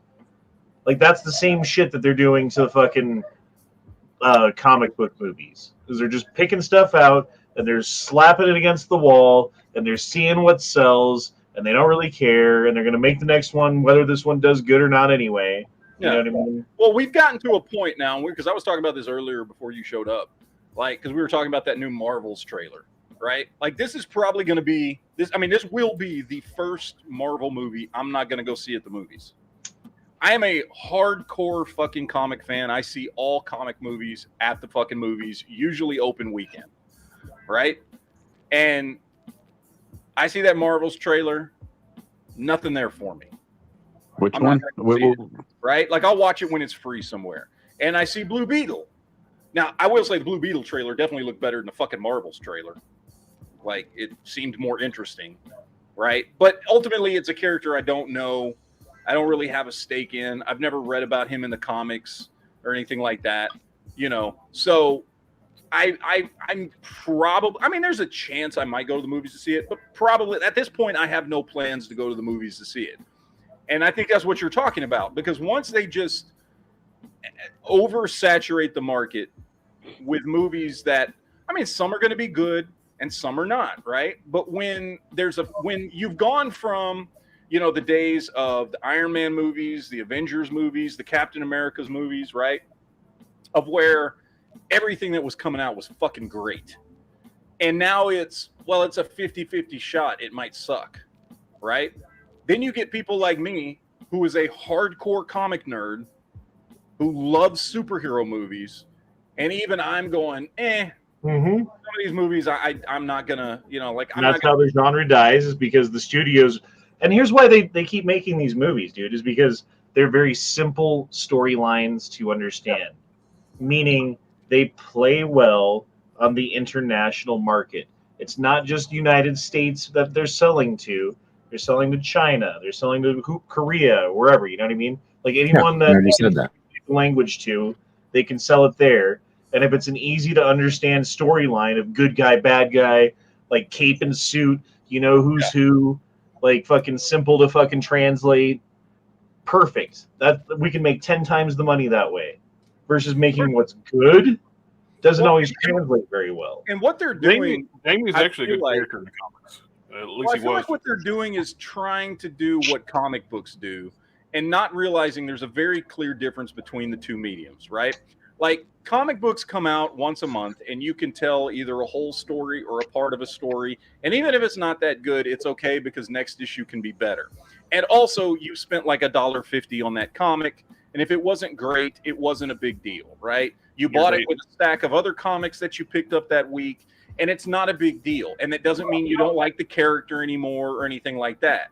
And you can do that with comics because of the medium, right? You can do that with comics because they're not these big grand things that you have to drive to a place and spend 2 hours sitting in a seat that you paid $10 for, and you can't take a bathroom break and do all this and dedicate this time to. You can go buy a comic book for however much money, take it home, read it whenever the fuck you want. If it was a decent story, cool. If it wasn't, oh well, there'll be another issue out with that character in 30 days, right? You can't do that with movies. So if you're not going to put the time and effort into making it a fucking grand event, you're going to lose people's fucking attention, because we have to put more time and effort into money into seeing your fucking movie than to buy a fucking comic book. And so comic books are a great source for material and characters and stories, but we also have to remember, as somebody who loves comics, half the comics that come out honestly suck. Even if they star some of your favorite characters, not every comic storyline is good. Not every book that comes out every month is good.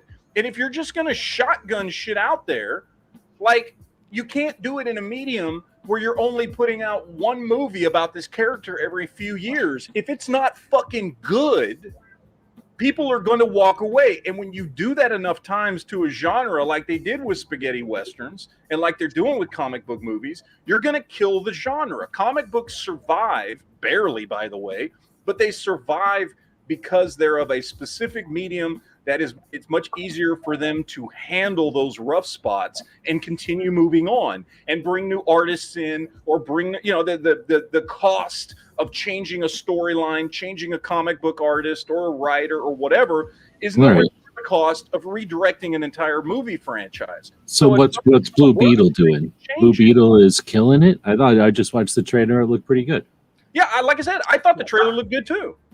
And Jamie Reyes is a popular character.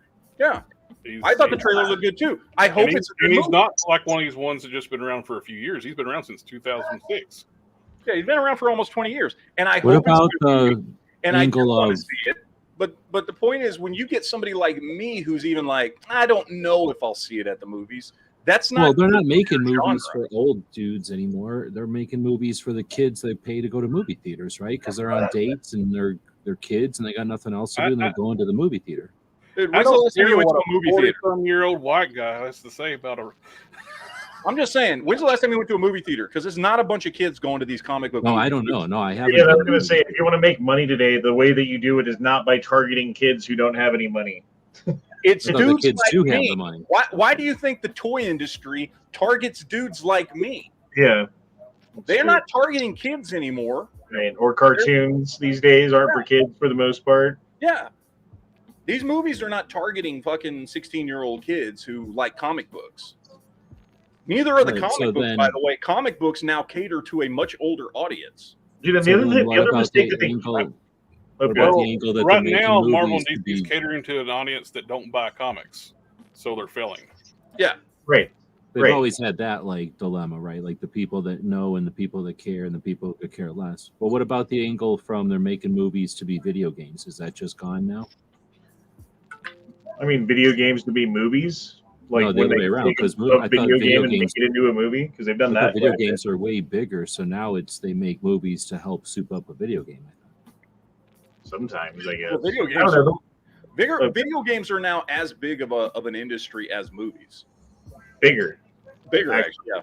Yeah, video games make way more on an annual basis than like movies fucking dream about making. It's amazing what video So games. with video games, you don't even have to like supplement your video game franchise with a movie. Like if you can and it works, great, but you don't need to. Well, that's what I was saying. I guess is that the video games, are they making movies just to be like advertising for their new games? Like if they want to make the Blue Beetle video game, are they making the movie to get ready? No. What would The thing you? that I don't What like would y'all is say the is? trend that they've been doing with these video games these now cost millions of dollars to develop the video game, so it's gonna not used as an advertising campaign like it used to be. Yeah, the trend that I don't like that they've been doing though with all of these comic book movies is this like escalation of stakes, right? Because at first it's like, well, if we don't do this, we're gonna lose World War II or whatever. Okay. Well, if we don't do this, we're gonna lose New York City. Well, if we don't do this, we're gonna lose the planet. Well, if we don't do this, we're gonna lose the universe. Well, if we don't do this, we're gonna lose the multiverse of universes. It's like, where do you keep going? And like, this is like one of the reasons, for instance, why I like The Hobbit more than I like Lord of the Rings, because the stakes were much lower. It's not the fate of Middle Earth and the One Ring and the power and the Sauron and the blah blah blah, right? It's, hey, we got to get this fucking mountain back because we used to live there. I like that story more. Well, and I like the smaller stories more better sometimes. Like some of the, I mean, like, Captain America, right? My favorite franchise, right? Out of all the Marvel movies. And if you look at the stakes in those movies, they're kind of high, but they're not world-ending high, right?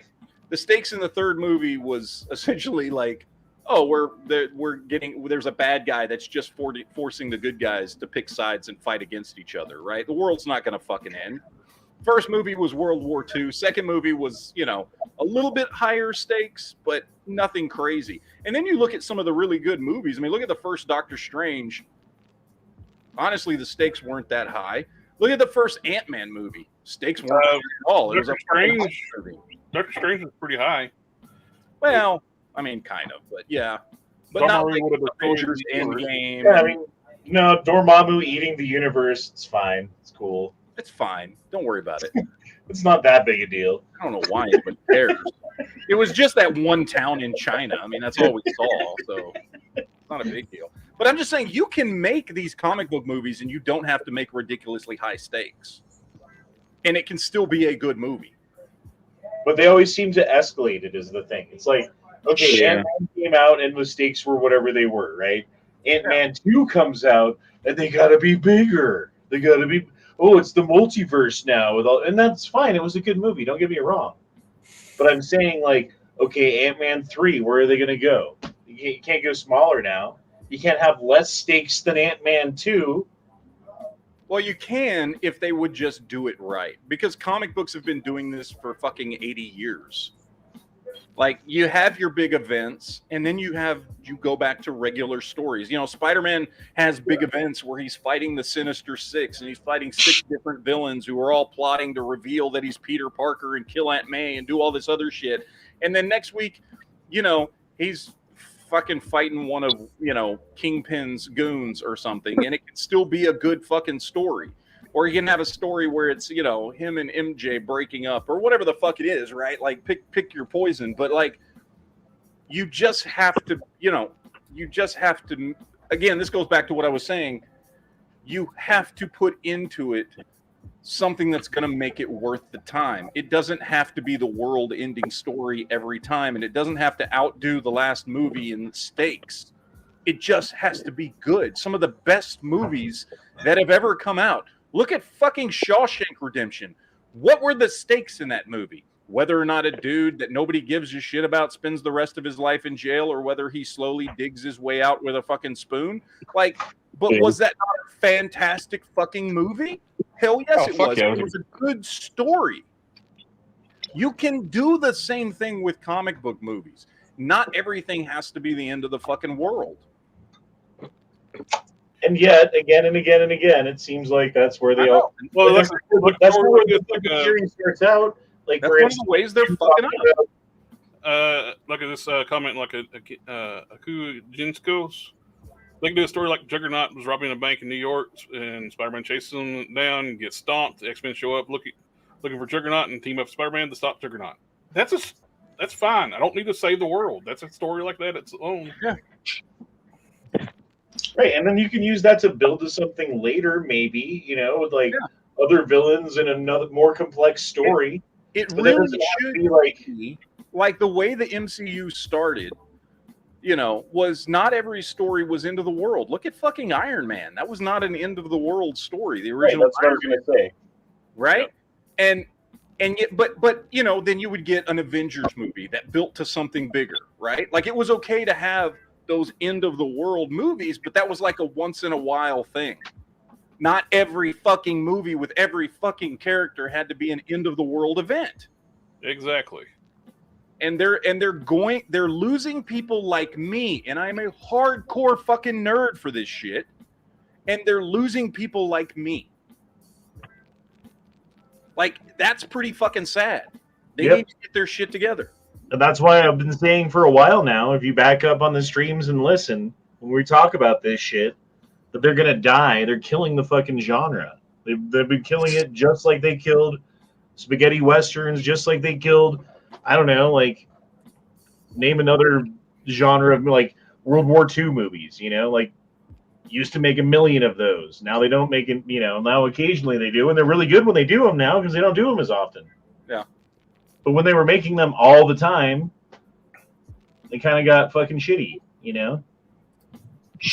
And it sucks as a hardcore superhero fan to watch them destroy this, when if they just took their time and they put out less content that was higher quality, they could maintain the genre.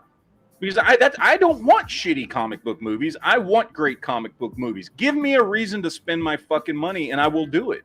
100%. You know, what is the new Marvel movie? Huh? That you say you're not going to see? The Marvels. And I didn't say I wouldn't see it. I'm not going to the movies to pay for it. What happens to a comic book movie when it gets struck by lightning? The same thing that happens to anything.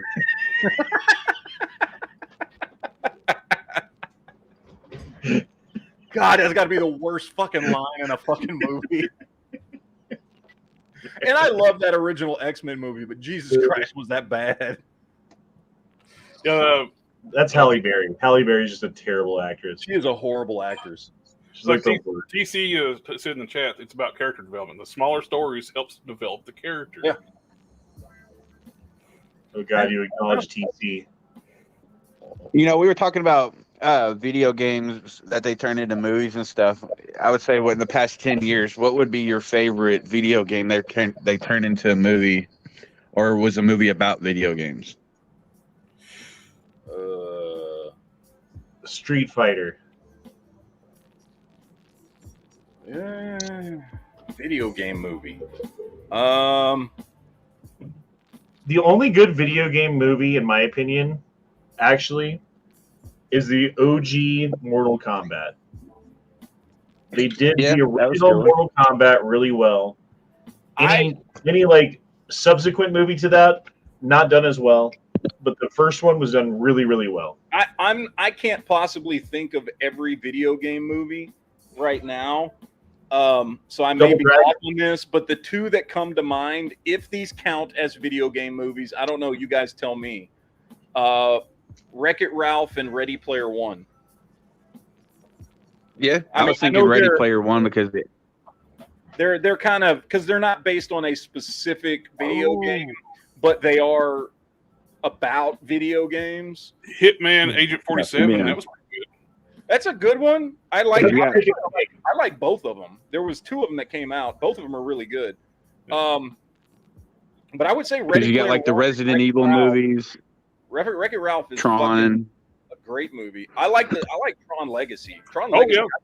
I rewatched that movie about a month ago, and it's so good. Freak I guess- Out was a fun movie. Mhm. I wish Once we you would. ride to Ducati, it's pretty fucking nice. Yeah. But I think there's been some good ones. But what's funny is the best video game movies are ones that are more video game adjacent and less a direct adaptation of a specific video game. Right. So when you Yeah. asked that, that's what I was thinking was direct adaptation. Yeah.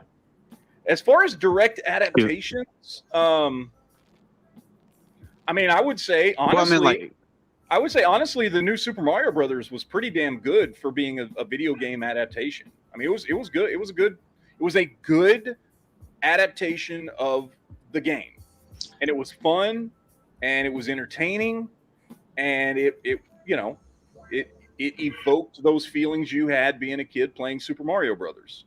Have you ever heard the theory that Princess Peach is just cheating on Mario with Bowser? Maybe And she keeps going around all his castles and shit and like fucking Bowser while Mario getting captured. Yep. What was okay? I was watching, so I was just watching this movie yesterday when I watched Super Mario Brothers, and I swear there was a Princess Daisy too, right? Yes.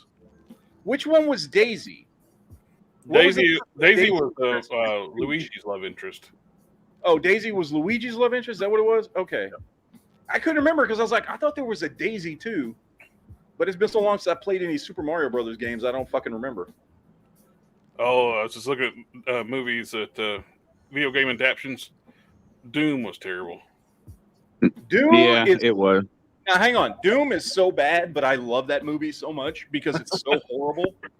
What But was I love. No, hold on. I love the scene at the end of the movie when he injects that shit, and then you just get that first person view of him walking through the hallways and blowing shit away.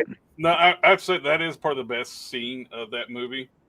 They even have like a fourth wall break too, like when The Rock says, "Like you would have thought I would be the one that survived the movie." Yeah, or something. It's like not a good movie at all. Like it's really bad. The But, only good part about it was Carl Urban, and yeah, but I still think it's a lot of fun. I think it's a lot of fun. It's a low budget shit movie, but I there's a few of You know what the movie they're gonna make that they haven't made yet? Duke Nukem. They're never Yes. They're Error for that movie is 100% going to make a Duke Nukem movie at some point. I wish they would, but I don't think I they ever are. I bet money that in the next decade, 5 years. Only way they do Duke Nukem is if it's going to be like a not a Hollywood movie, like an independent film type thing. I just don't see Hollywood. What y'all think of the Time to the movie? Bubble gum. All that gum. I heard rumors Yeah. that they're finally going to come out with Contact 2. Oh, jeez. Oh, Lord. Favorite movie. Please, no. For the love of all that is No. Are they bringing what's her name back If you're going to make one, make two. for twice as much? Well, Something like that. Well, everybody needs another nap. such a horrible Right. fucking movie. God damn, that Yep. movie's I remember seeing that in the theater and being like so excited to go see it, and like wanting to see the aliens so bad. Just I want to see what they look like. I don't care what it is. I just want to see what they. And then it's her fucking dad. With Hitman, which was God damn it. have y'all seen both Hitman movies? Yeah. Which one do you like better? The first one or the second one? I think it's been so long since I've seen the first one, so I'm gonna say the second one is better. But I probably need to go back and rewatch the first one again because I haven't seen it in a long time. Yeah. Which came one? first, the movies or the TV or the video game? Sorry. Oh, the video game. Yeah, it was a video Hitman game. was a very popular series. It was an old-fashioned video game, right? And from what I remember liking the second one more because of the fact that, like, the first one starring Timothy Olyphant tried to be more of like a mainstream movie, whereas the second one was just like, this is just a no-name hitman who finds himself in this situation. And they just focused more on trying to make it more accurate to the video game and the storyline. And there was better gunplay in it and better action than the first one. Yeah, So, I like the second one better. But like you said, it's same here. Like, it's been a while since I've seen the first one. But yeah, I haven't seen the I first one. love the first Hitman. I remember liking it. Like, I liked the movie. yeah, Yeah. But He I was think a good the actor, second too. one was better. Are you talking about the 1991 Chuck Norris movie Hitman, where he has a sawed-off over and under shotgun? No, not at all. Not even close to that. No. So there's the 2007. That's What's the for- second one? Oh, Agent After 47 is popcorn the video second game one. movies, Yeah. not all of them, but a few of the Resident Evil movies are entertaining. I like the first two. Yep. I like the first two. I think the first two are really good, fun movies. I like the first one because it's just a really good zombie movie. And the second one is just a really good game adaptation of Resident Evil 2, where they're in Raccoon City and shit. I think they did a good job with both of those movies are great. The law of diminishing returns follows after that. The movies just get worse and worse. Now, that being said, I will freely admit, me and my wife are both huge zombie fans. We've seen every one of those movies at the movie theater. So I was one of those assholes that paid to see even all the way up to like Resident Evil 6 or 7 or whatever the fuck it was. I went to the movies to see those. But I can honestly say after 2, they're not very good. Like, you don't have to watch any of them after part 2. First 2 are the only good ones. So Has anybody seen Max Payne? oh yeah. Yes. I like that Good movie. movie. I did too. Oh my god. Yeah, it's. I think it's a good movie. It like didn't do well at all at the movies and didn't make a lot of money and all that kind of stuff. I thought the movie was really good. Like, and we were just talking about this the other day with like Mark Wahlberg. Like, he's not a great actor, but he tends to pick movie roles that he's really good for. And I thought he was really good in that movie. I love Four Brothers. That's one of my. Oh, Four Brothers is a fantastic movie. Yeah. Yeah. I also love in Max Payne because he rocks a fucking tourist judge the whole movie, which is I just thought that was so cool. But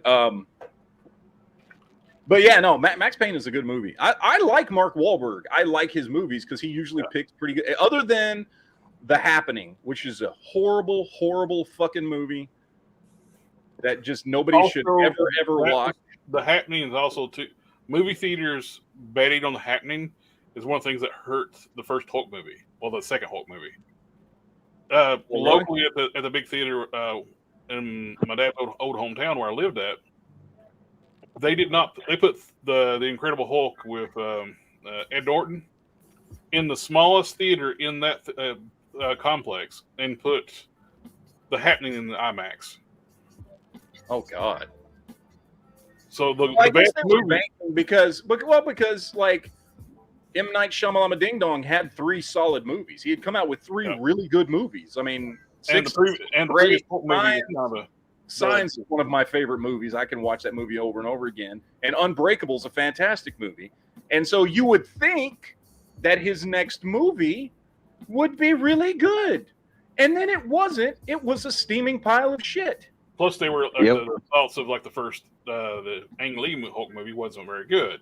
Yeah, which is not. By the way, I remember finally this last year in 2022, I had not watched the original Ang Lee Hulk movie in probably 15 years. And I thought to myself, mostly because G-Web says it was a good movie, by the way, that I'm going to go back and watch this movie. I haven't watched it in a really long time. I remember absolutely just hating this movie. I'm going to go back and watch it and see if it's as bad as I remember. And in This fact, is the Hulk Dogs one. yes. And in fact, it wasn't as bad as I remember. It was way fucking worse. It was way, way worse than I remember. It is a horrible fucking movie that deserves to never be seen by anybody. Because of the story or the effect? Because of everything. The editing, the fucking filmography, the story, the actors, the special effects, everything about that movie absolutely fucking sucks. The one redeeming factor of the movie, they got his dad being a fucking monster. Pardon my language. Right in the comics, he was. Yeah, don't fucking cuss on my goddamn chat, motherfucker. Yeah, Jesus fucking Christ, dude. I forgot where I was at for a second. Yeah, it's okay. You can cuss on. Well, you're also simulcasting to your channel, so I don't Yeah, know. well, that's all right. Oops. But yeah, his dad in the comics was a monster. He killed just like in the comic. But there's a difference in the comics. In the movie, he got hauled away to jail for doing that. Yeah. In the comics, he got off and he kept custody of Bruce and abused him his entire life. You know what? You mean that? That's the origin of the Hulk. It was a mental. Yep, that's it. Yep. That steaming pile of shit. Yeah. Why do you even own that? You should just burn that in effigy. The reason why the Hulk is actually like a mental protection for Bruce. That movie that most people hate that's actually pretty good that you should go back and watch, Matt. Huh. Battlefield Earth. Dude, I have gone back and watched that, and that movie sucks. No, dude, it's really good. No, it's not. It's a horrible fucking movie. The movie. Yeah, but I'm just trying to get you to watch a shitty movie. So no, I remember that movie and thinking it was horrible, and that was another one that years later I went back and rewatched, thinking maybe it's not as bad as I remember, and I was like, no, it's actually worse than I. Yeah, isn't that the Scientology sci-fi movie? Yes, basically Scientology in a movie. Yeah, it's fucking awful. It's really, really bad.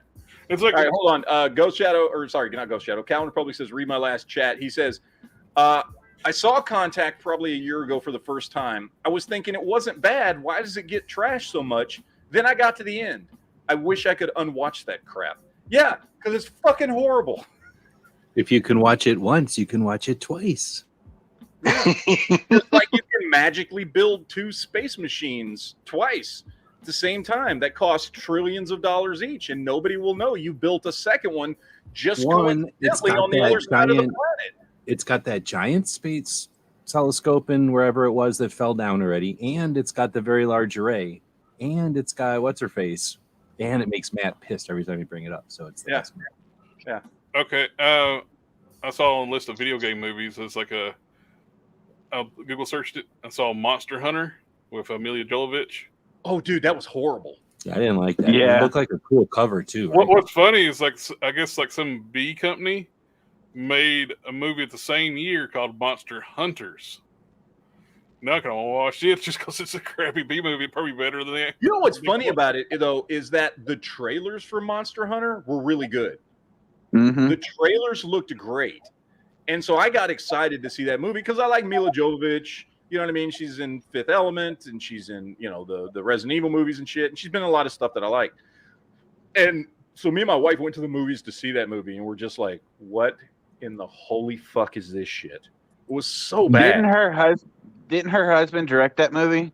Yes. He puts her in all his fucking movies, and he's not a great director.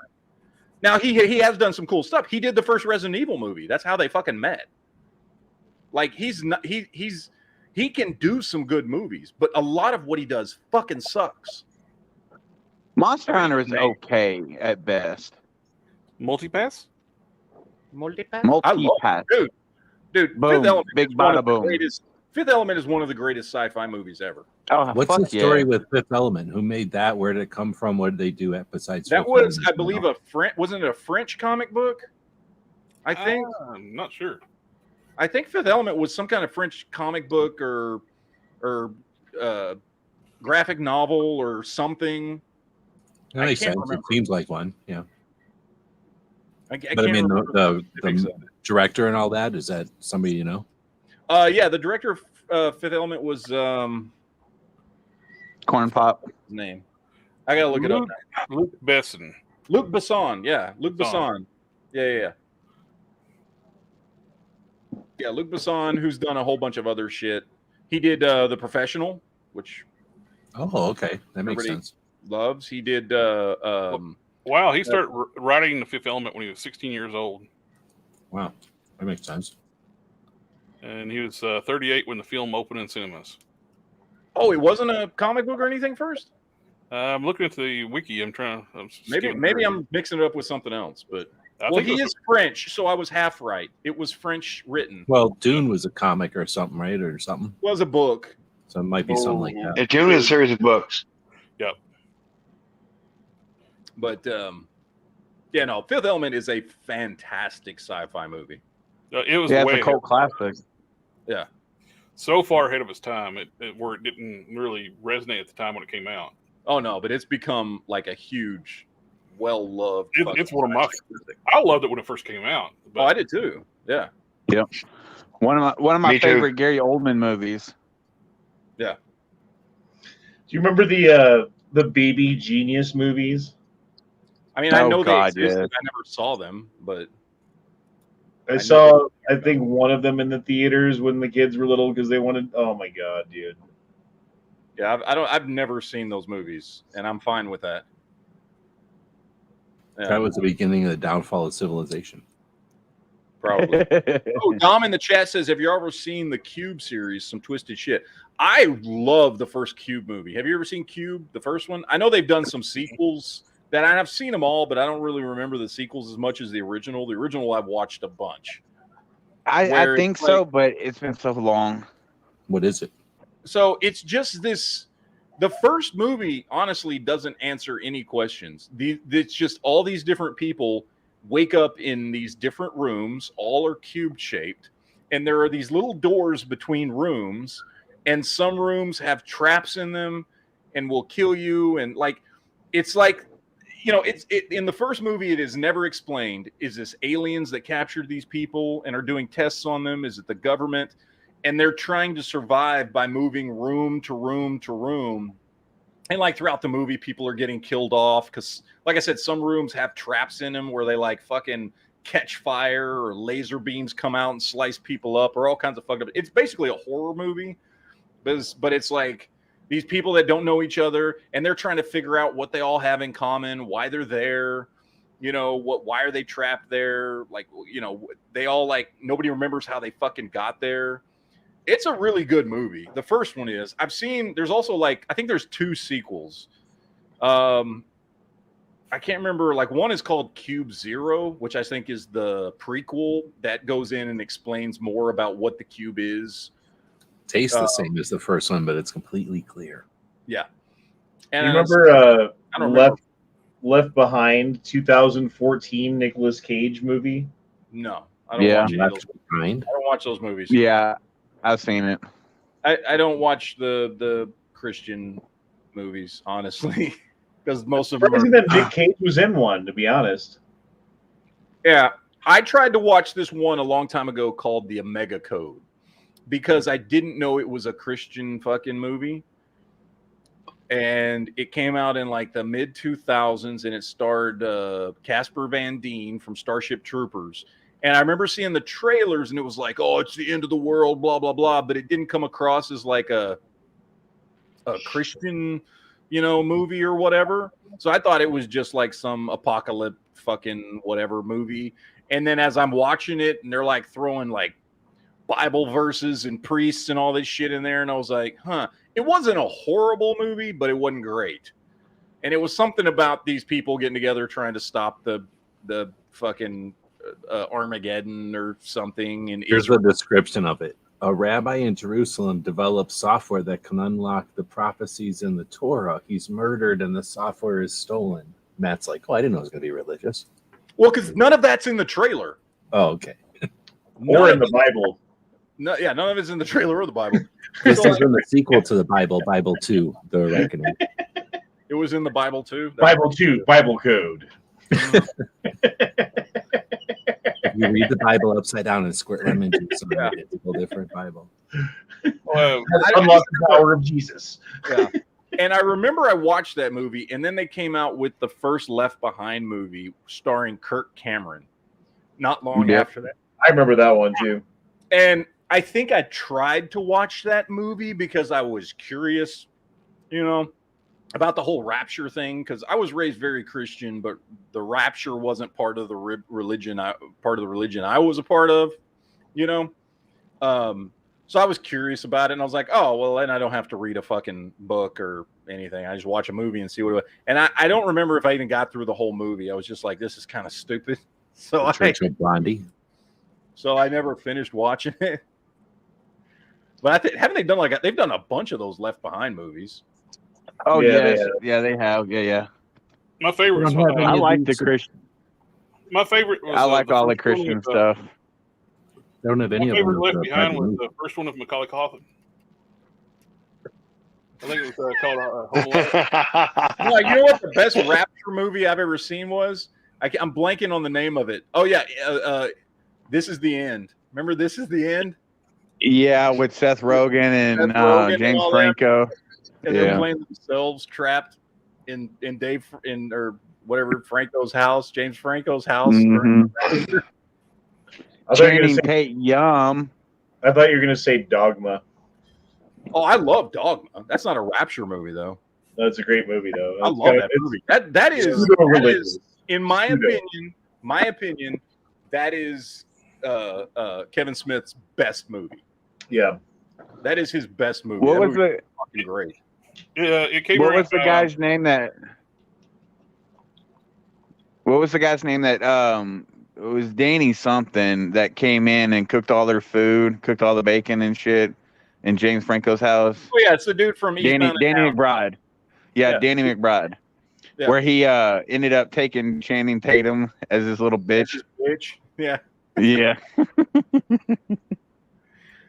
Oh, yeah. It came out around about the same time as that one, the Simon Pegg, Nick Frost movie, The World's End. Oh, at World's End, yeah. Yeah, where they go through all the beer or the bars. What do they call that? The Coronado trilogy, which is World's End, Shaun of the Dead, and Hot Fuzz. Yep, I love those movies. And you had to watch them in sequence too to really get a lot of the jokes in them, because they'd have callback jokes from. Yeah. They're great movies. Yeah, Hot Fuzz goes in with those other two, like they are in the same universe or whatever. Yep. Yeah. Oh, well, kind of. Not really the same universe. Just there's jokes that go from each movie to. Yeah. Okay, they were so far apart. I knew they all were made by the same people, but I never. Yeah, they're all. It's all the same directors, same actors. They're just playing different characters, in different situations, but they are all kind of related. Are they the same as that one where like a bar and then like there's time travel or something, or is that different? That may be World's End. You're talking about. Yeah, I'm thinking of that maybe where it's like a weird, they go in the bathroom and stuff happens. Yeah, and there's like robots that are running this town where they're going to bar to bar to bar and shit's happening. Yeah, people are getting abducted, replaced, killed, and with replicants. Remember the guy that played the Hound in Game of Thrones? Yeah, he was in Hot Fuzz. Yeah, Yarp. Yarp. One of the cool things about the Shaun of the Dead, after I got the DVD of it, it's a nice little thing with the name of the chapters in the movie. When after the breakup, when Nick was telling them like Simon Pegg's what we're going to do, we're going to go to do this, this, and this. We're going to get some Bloody Marys, this and that. It's actually the name of the chapters of the movie. Oh, really? They're actually outlining the entire movie. Once you realize that, they outline what's going to happen in the movie at the very beginning when they're going on the drinking spree. Oh, shit. I never noticed that. The zombies in the backyard, the girl, it's like the checkout when they're talking about getting some Bloody Marys, her name's Mary. Oh, shit. I never caught that.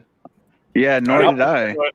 I got the DVD and I start looking at the chapters and then it's like, holy crap! They just tell you the entire subplot of the movie at the beginning of the movie.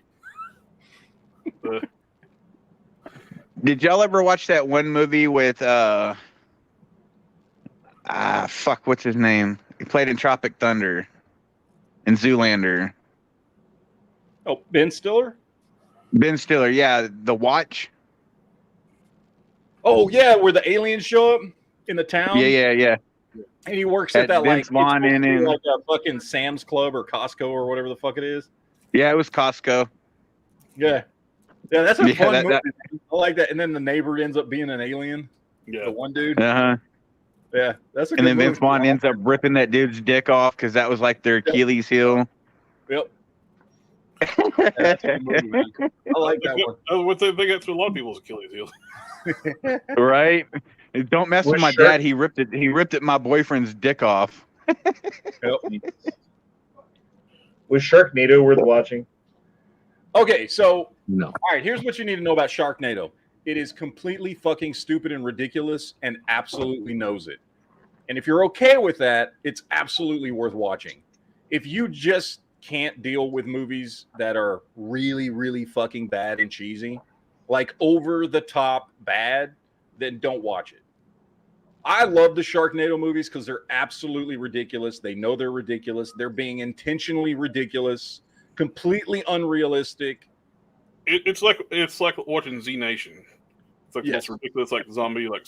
That's actually I worse. fucking love Z Nation. Okay, and here's another one that like haunted me when I was a kid. It was Chevy Chase, Dan Aykroyd, John Candy movie. Nothing But Trouble, 1991. Oh, that movie is so disturbing. That movie is fucked up. Bro, like one I was, I think 9 or 10 when this movie came out. You know what I mean? Like probably 10 or 11 when I first watched it. There's a lot of Which is kids young watching enough that to be movie. disturbed by this shit. You know what I mean? Like it's a disturbing movie for a 10-year-old to watch. Yeah, a lot of people took their kids to it, not knowing what that was. I saw it when I was young, and it's like what the hell? It's not now. That being said, it's not a bad movie. It's actually a pretty good movie if you know what you're getting into. But they murder people like left and right. Yeah, it's like a weird Clue or something, movie. right? It's a weird, fucked up movie, but it's a good movie. I do like it. Speaking of that, there's a documentary about the making of Clue. Have you I don't know. If I have seen that. That's actually really good. I've watched that. It's a Dan Aykroyd plays a lot of movies, characters in that movie too. He does. He plays like 10 different characters in that movie. Yeah, he was doing the Eddie Murphy before Eddie Murphy was doing that shit. Yeah. I like John Candy a lot. I hate that he died of a drug overdose because I loved that movie, Cool Runnings with him in it. Uncle He Buck. had a heart attack. He had a heart attack. Drug Not overdose? Yeah, I don't think it had anything to do with drugs. Oh, really? I thought he was. he had a heart attack. You're making that's Chris Farley you're thinking of. John Candy was definitely on drugs. You're thinking of John Belushi and Chris Farley, Yeah, I remember they died of drug overdose, but I could have sworn John Candy did too. I don't think he died of a drug overdose, but he was doing drugs. I mean, drugs may have been why he had heart problems. I don't know, but he died of a heart attack, a massive heart attack. Okay. It says that Nothing But Trouble is Dan Aykroyd's first directing movie. Nothing But Trouble is what Ghostbusters would have been if they went with his original script, like type thing. Is off the wall crazy. It His says original it's based. script for Ghostbusters was nuts. Guys, I don't know if you know this. This is a terrible statistic, but you should know this. Testicular injuries among female athletes are up 10,000%. That's I know, right? That's crazy, but it's true. It says that what it do was, you do with that? I mean, that kind of statistic. the story for Nothing But Trouble was written by Dan Aykroyd's brother. It just really when you hear a statistic like that, it really gets you in the balls. You know what I mean? Yeah. Like,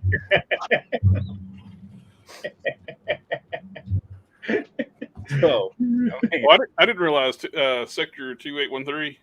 He was talking about that Netflix movie Old Guard with Charlize Theron. Huh? Is based on a comic book. Oh, it is? I didn't know that. I did not know that was based on a comic. They're supposed to be doing a sequel, I think, next year. Yeah. I really like that movie. I thought that movie was So did really I. fun. Even though I can't really stand Charlize Theron anymore, but I thought that was a really good movie. Yeah. Why? What'd she do? I'm looking forward to a sequel. So The way she just fucking is throwing her kid out there in the public eye, and with the whole Transformers shit, yeah, well, Oh, it is. We what call it them Decepticons now. Decepticons. I like that better. I always thought that was funny. It's like in the original, go back to the Transformers in the original G1 series when the Decepticons tricked the humans thinking they were the good guys.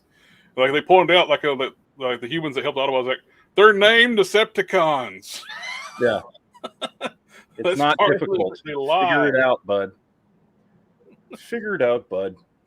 I hate how Has car that new- companies don't come up with good names for like it's a Camry. What the fuck is that?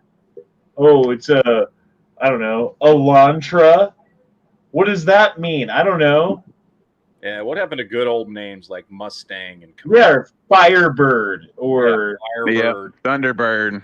Although Trans Am has a whole new meaning now, so I don't know if we want to go back to that. That might be The insulting. Chevy Nova. I didn't although they realize. could make lots of names. Like you can't have like an Indian or like any kind of like POC associated name of any kind. If it's like even like POC adjacent. You couldn't have a Cherokee anymore. I'm sure that's. Yeah, right. Yeah, speaking of Trans Ams, I thought that was a General Motors name, trademark name thing. No, they were General Motors was actually licensing the name Trans Am. There's a company actually making has the rights now and making Trans Ams. They're converting Camaros into Trans Ams. They got the right to do that. What company? The Trans Am used to be a racing series. Yep, the Trans Am Racing Series is where it comes from. Oh shit! I didn't even know that. Chevy Nova. That's because it's back from my era. Nova, Charger, Falcon, Hellcat. Come on, where's the names? Right. When does the new Challenger, Transformers movie come Demon. out, or has it already? I want to drive a Chevy Badass. They need to name a car a Badass. Just someone should. Trans Am Worldwide is the name of the company. Someone should write a letter to We're Glock. doing Chevelles now too. Chevelle. What does Chevelle mean? It's fucking French. Goddamn pussies. It's a nice car. Chevrolet, but That's a Chevette. I'll put you a link. Shove it. Isn't that like the male and female version of a word, Chevelle and Chevette? I'm just making that up. I have no idea, but it just sounds like it. Ford Fairlane. Ford Fairlane. It's kind of a pussy. Fairlane? Fuck you. It's my lane. Fuck out. There's no fairness on the road. There's no fucking fairness on the road. Get out of my way. Fucking bullshit name. Like, what's a Tacoma? Or what was the one that Tim Allen had in Home Improvement? That red one that he ended up dropping a big ass I-beam on. Oh yeah, what was that car? The Nomad. Yeah, the Nomad. Oh, Nomad. There you go. Yeah. At least that means something. I don't know. What happened to all the names of the vehicles, man? I don't know. Right. Now they got the fucking Golf. The Golf? Dart. What Holy shit crap. is that? Well, Yeah, Dart's better than Golf. Even a Camaro. What is a Camaro? I don't know. It's French, man. Just like Corvette. It's fucking French. I hate Remember, fucking Chevy- Corvettes. Chevy They're ugly started as out a fuck. French. Chevrolet was a French company. That's where it And wasn't the original Corvette called a Stingray or something like that? What was the Stingray Corvette? No. Well, there was Yeah, it was a. No, there was the a original Corvette, Corvette. the Corvette, and then there was the Stingray Corvette. It was like the difference between the Mustang and the Shelby Mustang. Like it was like a special edition if you had a Stingray Corvette. The Stingrays didn't come out. Yeah. Until the 60s. I swear there was some company that Corvette bought out or that preceded Corvette or that led to Corvette's design in some way that made cars. And I thought it was Stingray, but I guess it might not be, or it's a different name. No, because Corvette was There's Chevy. different eras of the Corvette, and the Stingray was like the. Or it was the Mako. It was like the Mako or something. I forget. It was some kind of ocean name. Camaro means friend or comrade. Fucking commie car. God,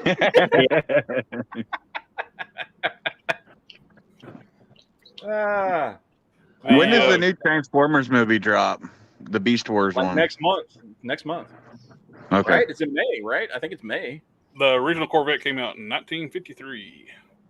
I hate Yep. Corvettes. They're fucking hideous. Fuck you. The new Well, ones that's are, awesome. yeah. I don't like the new ones. Now Oh, my favorite's 57. The 60s and 70s Corvettes were fucking great. Oh, yes, My- they were.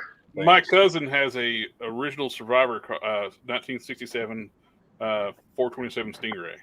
I was, as a child, I was obsessed with the movie Corvette Summer. Yeah. Mostly because Of it course. had Luke Skywalker in it.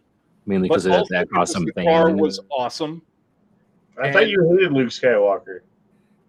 No, well, I love Star Wars. I never said I hate Luke Skywalker. I just said he's So a he's a fucking bitch. whiny bitch. You've said several times how much of a bitch he is. He is a whiny bitch, but he's still Luke Skywalker. He's still a Jedi. But I- In Corvette Summer, he was even more of a whiny bitch. He but was we even still more liked the whiny movie. of a bitch. But it I had guess that- you that. Like Night Strikes, but I still like him. It's okay.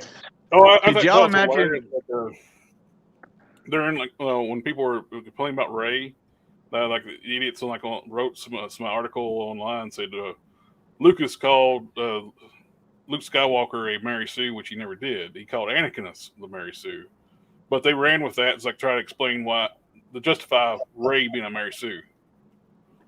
Yeah, no, that's Like- fucking. It's like y'all don't even know what a Mary Sue is. If it wasn't for the rest of the people, like in Star Wars, Luke would have died many times over. Luke would have been dead the minute he fucking got to fuck, what's the name of that town on Tatooine? I'm blanking. Yeah. He would Mos have Eisley Spaceport. Well, Yeah, if it wasn't most for likely. Yeah, Ben it's- Kenobi, those two guys would have took them around back and had their way with them. fuck yeah, they would have. You'll never find a more wretched hive of scum and villainy. Yeah, yeah. Luke was I'm not even gonna get into my whole rant on Luke. I've done it many times, but yeah. Yeah, Stormtroopers it'll would take have found Luke- hours. Fucking nerf herder. Some stormtroopers would have found his pantsless body dead in the gutter somewhere. If Mhm. He'd have been raped by those two dudes just for fun. the one dude did have balls on his face. Yeah, that's true. It would have been a whole different Star Wars. Yeah. Whore wars. Calvin Republic says you'd be a lot cooler if you read my last chat. Drop me in a super chat. What do you say? All right. Infinity uses random letters and numbers. My dad had I-30T LOL. What? Yeah, or like Audi does the same shit, like in Oh, Infinity Ford the car. Quattro. Oh, okay, gotcha. The Infinity car. Oh, you were thinking like Infinity somehow. I fucking philosophically? completely forgot Infinity was a car company there for a second. I had no idea what he was talking about. Could How y'all many imagine my big Infinities- ass trying to get into a Corvette? How many Infinities have you seen lately on the road? I can't remember the last time I saw a fucking Corvettes are big Oh. inside. A lot. Jesus, I never see them. There's a lot up here. There's a big dealership in Fort Worth. Actually, that's there's a probably couple, but why. one main one's off Bryant Irving. Yeah, they have one off of Bryant Irving Road. Dude, I I don't saw know anybody who a has- Mercedes, not a Mercedes. What's the really expensive one? BMW? Rolls Royce. I saw Oh, a Rolls Royce with dealer tags on it. Like the motherfucker just bought it from the dealership and was driving down the road. And I'm like, rear end me. I'll fake a neck injury, please. That was me. I bought a new Rolls Royce. God damn. No, I wouldn't waste my money on one of those things. I mean, that's like people who have so much money that even if they wasted a fuck ton of it, they've got more money than they could waste. You're right. Screw it, I'll buy that car. You know what I It mean? could just be Oh, a $1 place million that's renting. for 4 wheels, that's fine. That's only $250,000 a wheel. It could be some place that rents it. That bought it and is taking it to their shop or whatever. With temp tags, no, it would have tags on it. It would have actual license plate. Like temp tags means they just bought it. and they haven't had the chance to go to the DMV and actually get it registered.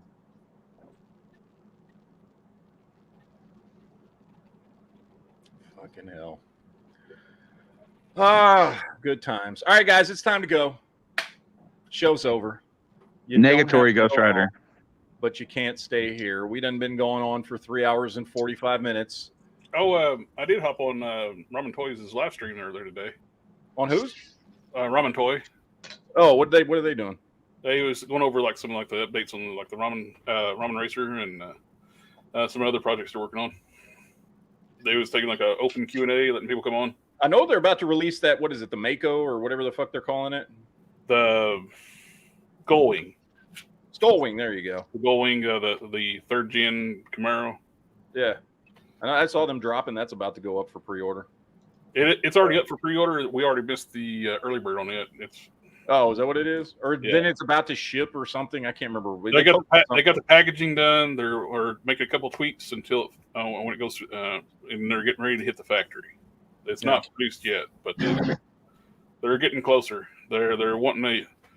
But it's how meticulous they are being on this. They want everything perfect before. They don't want anything to flop. They want anything great. So I mean, shows the kind of quality we're going to get with the Ramen Racer chargers. Yeah, I can't wait to get that. I mean, I know we're months away, but oh yeah, it's going to be Christmas presents for us. Yeah. Yeah, no shit. I can't wait to get one of those General Lees, man. They're fucking badass. I love they added the horn. yeah. Yes.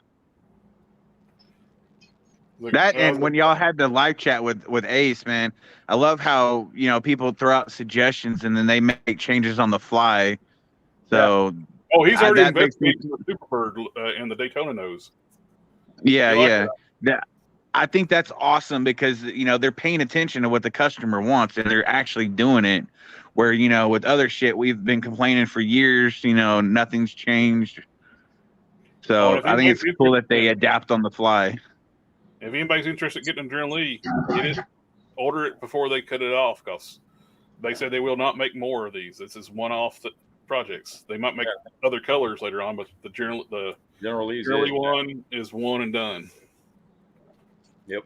Yeah, I gotta wait till next week.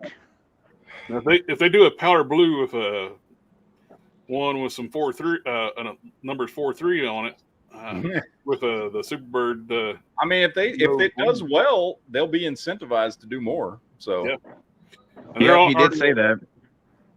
And he said if it hits 2,000 sales, they're going to include the orange transparent tires. Yep.